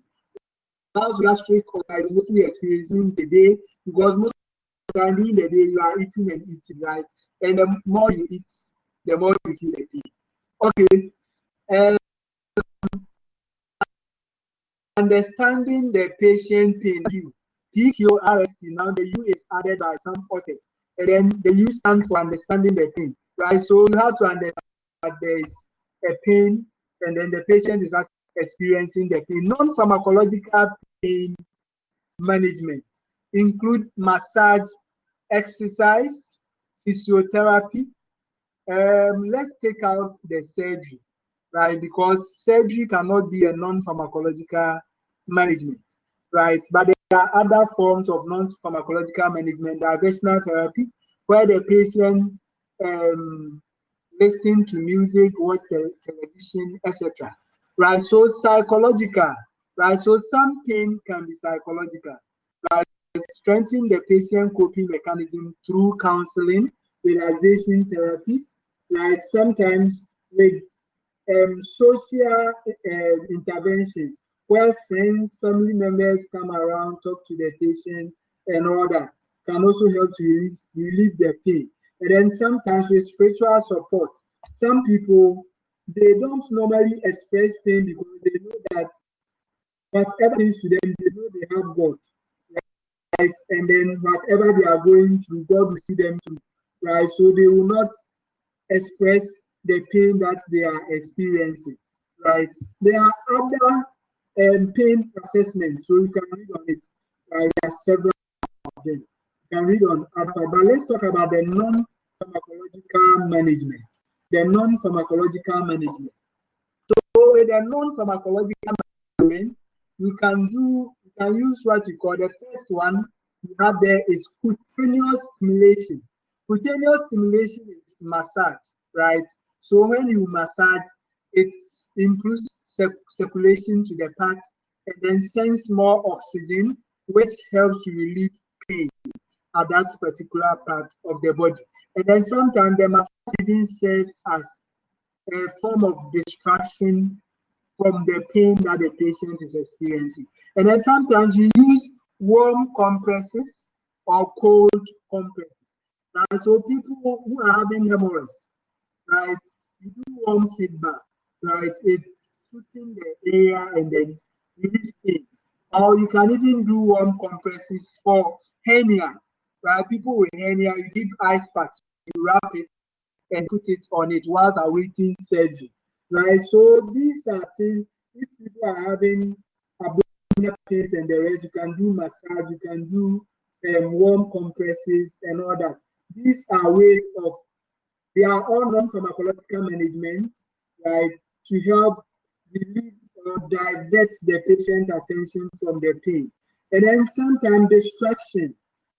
How do you distract the patient's attention from the pain? So distraction interferes with the pain stimulus, thereby modifying the awareness of the pain, right? So you feel the pain when you are aware of it, right? In Chi, you say when you are and then are you okay? It means that if you don't see it, you don't see how what should I say, messy it is or probably dirty it is. But if, for example, if you are eating and then you don't see bedpan around, you don't see vomitors around, it doesn't affect your appetite. But the moment you are eating and then you see those things, right, it can affect your appetite. You can lose appetite. And that is why we say that when you're and you're time. So if you don't see it, then even though if it is there, you've not seen it. So you will not be bothered about it. But when you see it, sometimes You do those things to divert the awareness of the patient. It's not like the pain is not there, the pain is there, but the awareness of the patient is being diverted from the pain, right? Okay, and then it's the distraction also focus on activity in the environment that modifies the pain. So sometimes you want to focus the attention of the patient from the pain, divert it from the pain, and focus the attention on another thing in the environment. Like it relieves both chronic and acute pain. So distraction can relieve both chronic and acute pain. It includes watching television, listening to music, playing games, reading comics, etc. Right. Visits from family members can also be a form of distracting the patient. So there's the next slide. You can see some form of distractions. Right. You can see some form of distractions in the next slide. You can see some nurses trying to play with the patients who are chronically ill. So you can see an old man on your far left, right, and then you can see a child, right, and then you can also see another man, right. So all these are forms of distraction. All these are forms of distraction to um, divert the patient attention from you. Right. So there are people who give you injection and you not even feel like the person is giving you injection. Right. Why? Because the person did something to distract your attention from the injection. Right. But there are other people who give you injection and then you really feel it because they are not doing anything to distract. Right. So somebody will try to massage the skin, and so you will feel the massaging of the skin, and by the time you realize the needle is already out, right? And then there are other people who also give you injection and the whole day, right? You can't sit on your thoughts. But anyway, it also differs from medication to medication because medications like artemeter, because it's oily, sometimes you push and then it takes long to get it, push it into the skin. But something like diclofenac injection, and because it's not that oily, sometimes you inject and then you push and that is it. You just withdraw. Right. So sometimes it depends on. Apart from that, experience also counts. Right. With experience, sometimes you inject and the person don't even feel. And then sometimes the needle, using the same needle can also cause pains, right? So if you change the needle, it also helps. Okay, ways to distract a patient attention from pain. You can use deep breathing exercises, right? So you can tell patient to take in a deep breath, right? So the patient takes in a deep breath and you tell patient breathe out gently. So as patient is doing that, you see that patient attention is not there. Right? And then you inject and just put the needle, right? So it's a way of also distracting the patient attention from pain. And then you can use to relieve other pains, right? That the patient is experiencing. The deep breathing exercises, right? Just like, so it's not like you take in the deep breath and then you breathe out. That is not deep breathing exercise. That one everybody can do. But with the deep breathing exercises, you take in a deep breath to the point where you can't take in anymore. And then you hold it for some time to a point where you are very tired. You can't do anything. When you are very tired, don't just bring it out. You bring it out gently through a pursed mouth or a pursed lip, right? So you make your lip like that, and then you breathe out gently and gradually, so everything is out, right? So you continuously do that. That is what you term as deep breathing exercises, and then focus on a different time, right? So sometimes you ask the patient, if the patient is married, right? You can ask the patient, can you tell me more about your wedding day, your honeymoon, and then other things? Have you gone to the beach before? Can you describe it? have you gone on any excursion before? Can you describe how it was like? Have you told the patient sometimes will start talking about these experiences, and sometimes it takes the person away from the mind away from the pain, right? Find something that is funny. If you are not a funny person, don't go and worsen the case, right? Yes, so find something that is funny, something that will make the patient laugh, right? So sometimes you some patients like watching it, right? That is what makes them smile and all that. If it's available, you can let them watch it, like to divert their attention from the pain. Some of them want to listen to music, some of them want to play games, spend time with close friends. Some of them they find comfort by talking to some particular friends. Yes, if they are available, you can let them come around and then they talk with the patient. And then some of them just admire nature. So if the patient cannot even go outside the ward, you can nurse that patient by the window, right? So that that window can be open for the person to admire the things.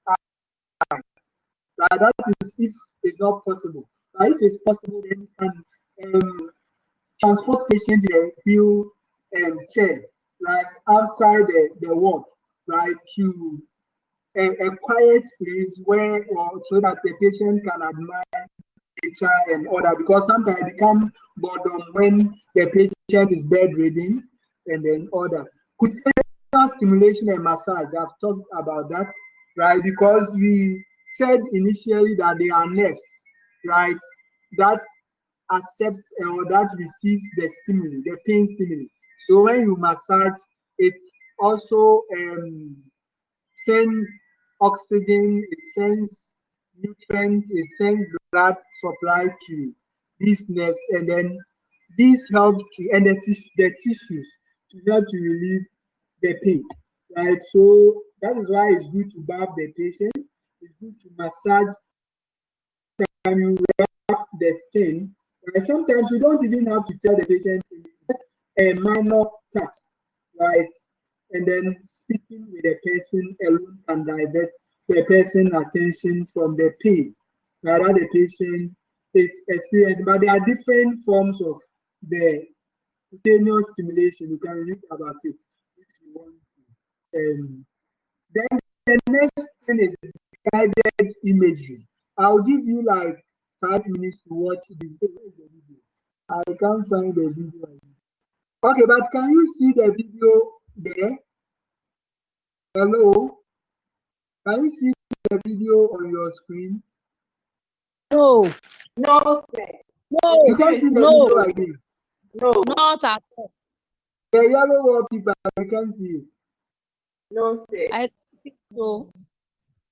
He said, No, we can't see. hey, Ayeka. Okay, let me see. The one helping me is not here. Let me see if it will be possible. Wow. Okay, so let me call him to come and assist me. But can you see me?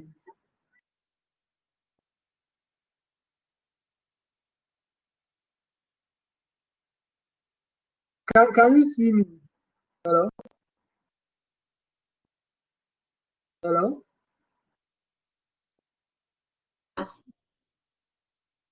I can see you. You can see me, okay. Okay. Hello? Yeah, I know article video ni video, but I will make a video. Video ni video, yeah. Yeah, so he's coming, right? So let me continue when he gets here. But you can hear me, right? Can you hear me? Yes. Yes, sir. Yes, We can sir. hear Okay, you. so Can hear you right. yes, so you'll be here soon. So let me move on, and then when he comes. So guided imagery is a program of directed thought that guides your imaginations towards a relaxed and a focused state. right? So it's more of something that works on the mind to divert your attention from the pain. Guided imagery. Guided imagery is based on the concept that your body and mind are connected, right? So you can feel the pain on the part of your body without any connection with your mind, right? So your body and mind works hand in hand. Your body seems to respond as though what you are imagining is real, right? And then guided imagery is not just a mental activity. It involves the whole body, emotions, and all the senses, right? So the basis of guided imagery, right? And then it means that when you are able to work on the mind of the patient, it can as well help to relieve the pain, right? So you can see from the slide 79, that the patient has closed their eyes, right?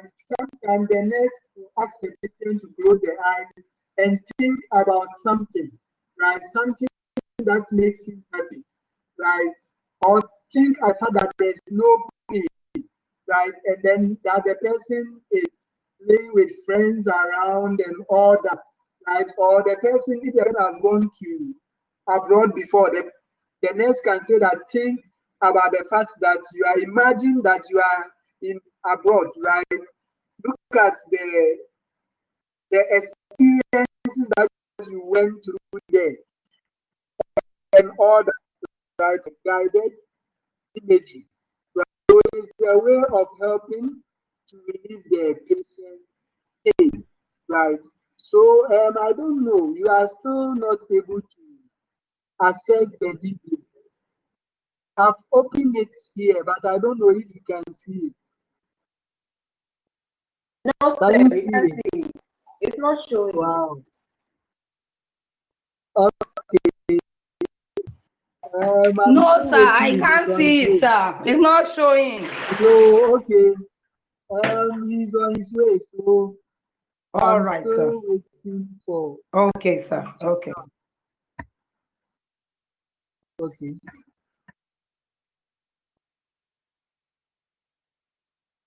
Yeah, so you'll be here very soon. Let me see if I can send the video via WhatsApp. Um,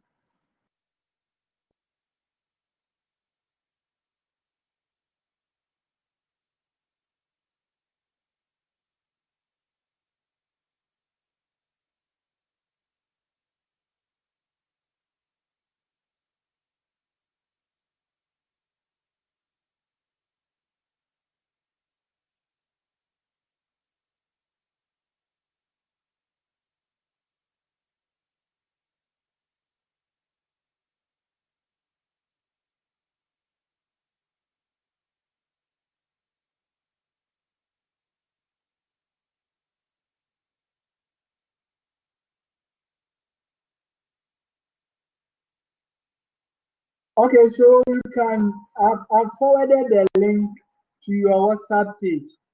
Can you hear me, please? Can you hear me, please? Can you hear me, please? Yes, sir. Okay, Yes, sir. I can hear you, sir.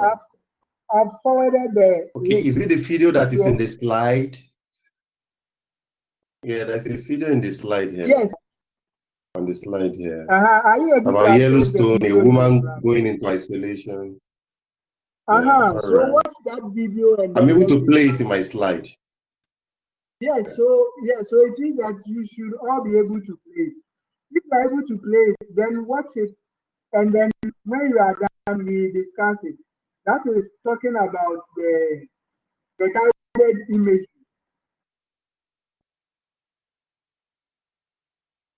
So are you all able to access it?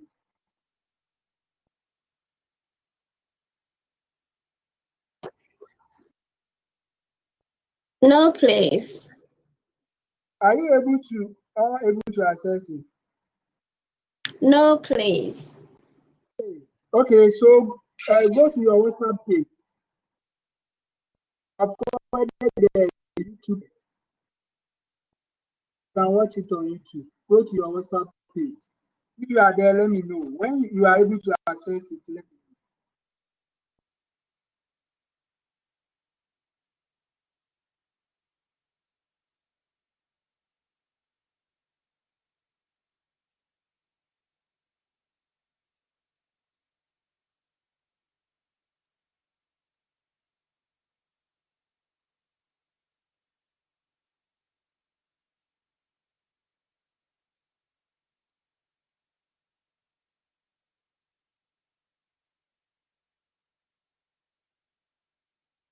I'm giving you only 5 minutes to finish watching the video. The video, let me see how many minutes. The video is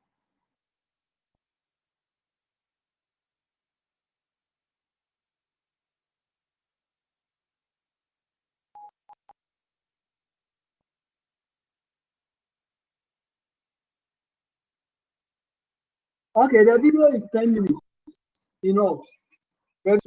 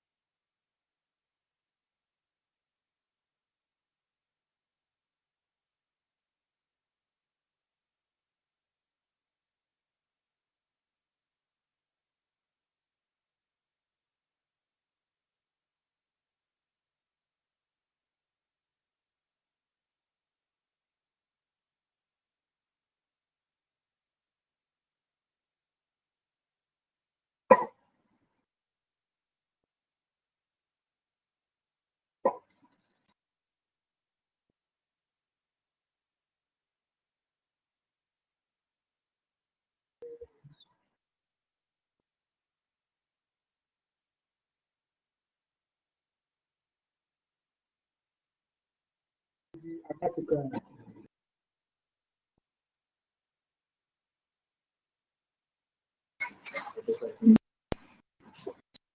And I don't want to.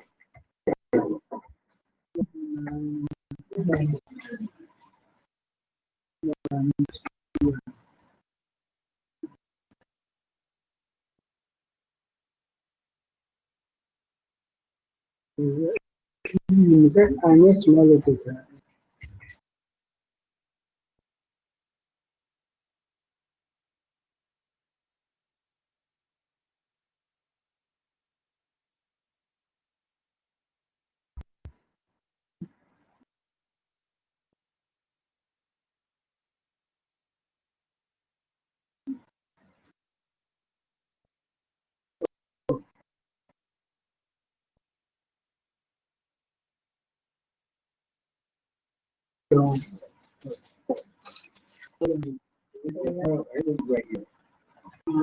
There is a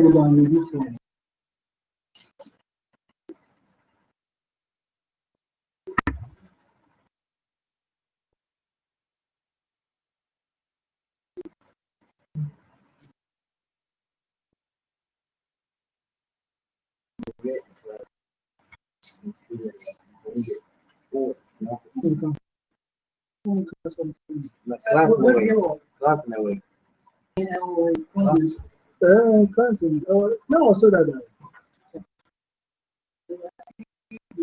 I could.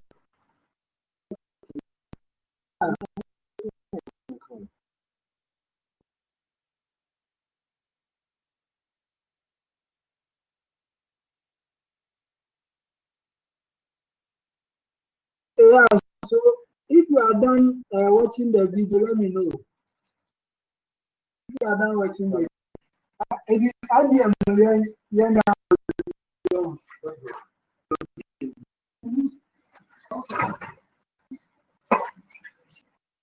Hello.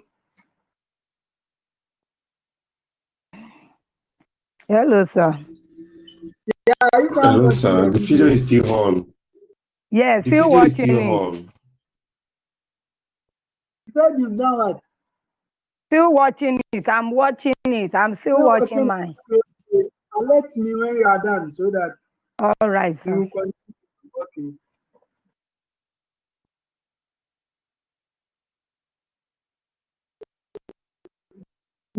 Okay. Then take your work and go to.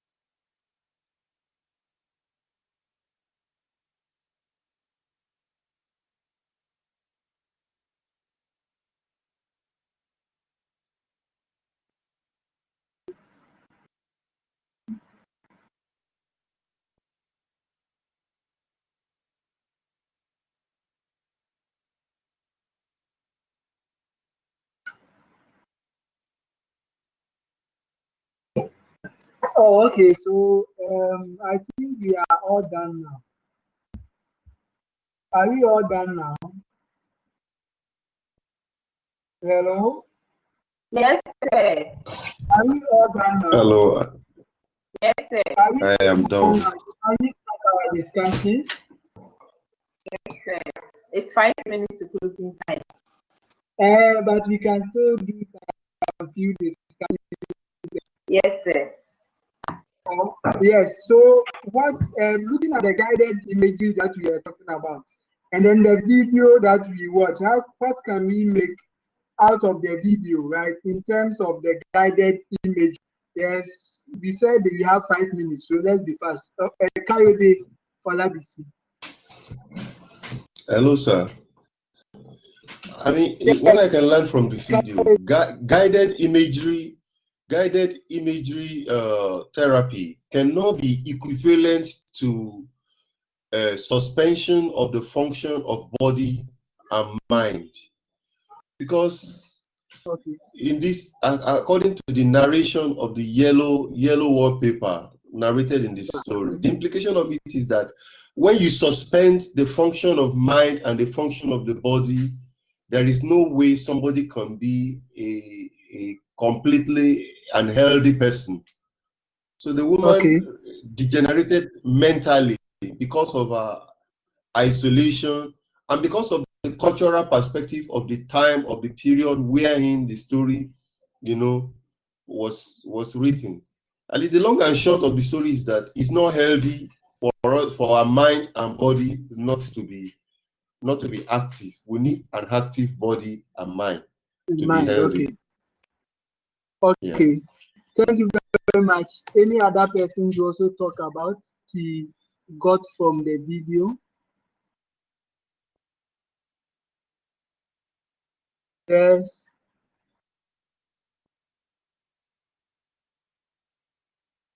Hello, sir. I also want to add my voice.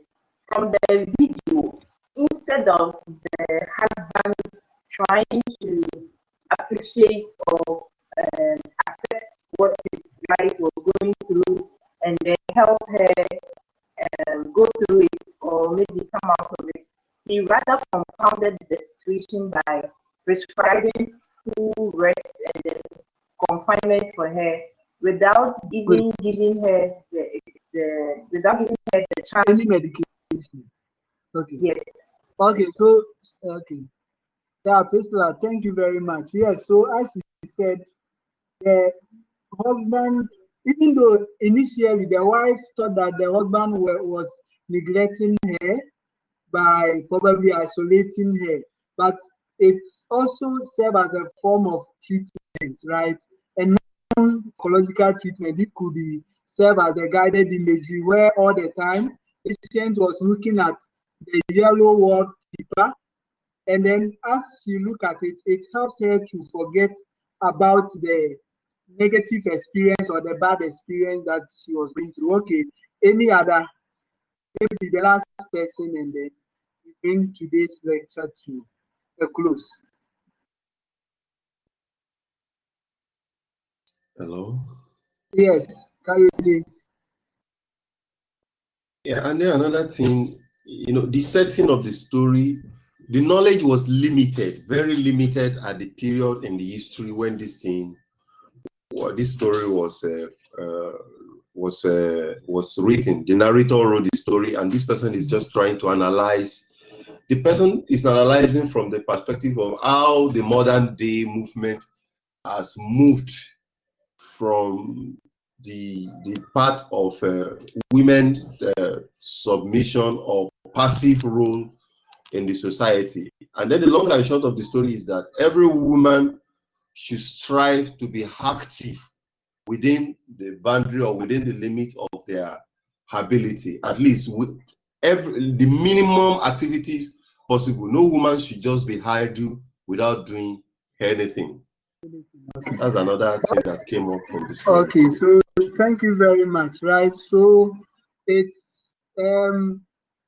if you want to look at it, there are several perspectives of the video, right? But the main perspective is building self-confidence, right? Whatever thing that you are going through. So we are talking about pain and then guided imaging, right? So even though the woman was going through pain, he was suffering a chronic condition, right? And then it got to a point the woman even thought the husband has neglected her and all that.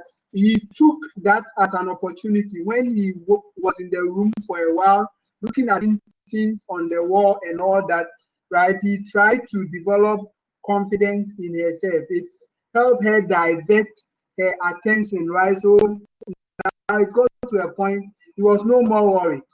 All that he was doing is he wake up the morning and he will stand by the yellow wallpaper and then she will be looking at it and imagining things. And this helped her to overcome whatever situation that she was going through. Okay, so this will be the end for today's lecture. We will continue tomorrow. I might make an audio today because I will be going to town. So I might make an audio today for tomorrow's lecture and then put it on the WhatsApp page so that when it's time, we will start the discussion. Right. So I will send an audio today for you to listen to it for tomorrow's discussion. Okay. Thank you very much. If you have any question, you can ask. If not, then one of you can pray with us and then we meet tomorrow. Yes. If there's no question, one of you should pray with us. Father, in Jesus' name, Lord, we thank you for today's class. We appreciate you for good listening here. We pray you bless us from above. You renew the strength of our teachers and our own too. Tomorrow when we shall gather together, let's have less cause to glorify your name. In Jesus' name I've prayed. Amen. Amen. Thank you very much. See you tomorrow, God willing. Bye-bye. Amen. Bye. Bye, son.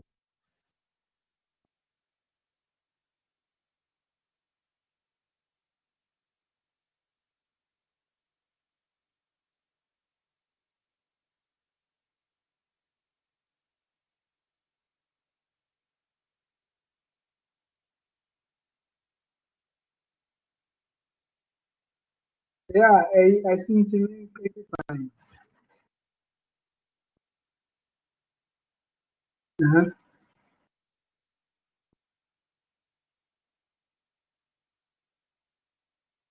End meeting. Okay.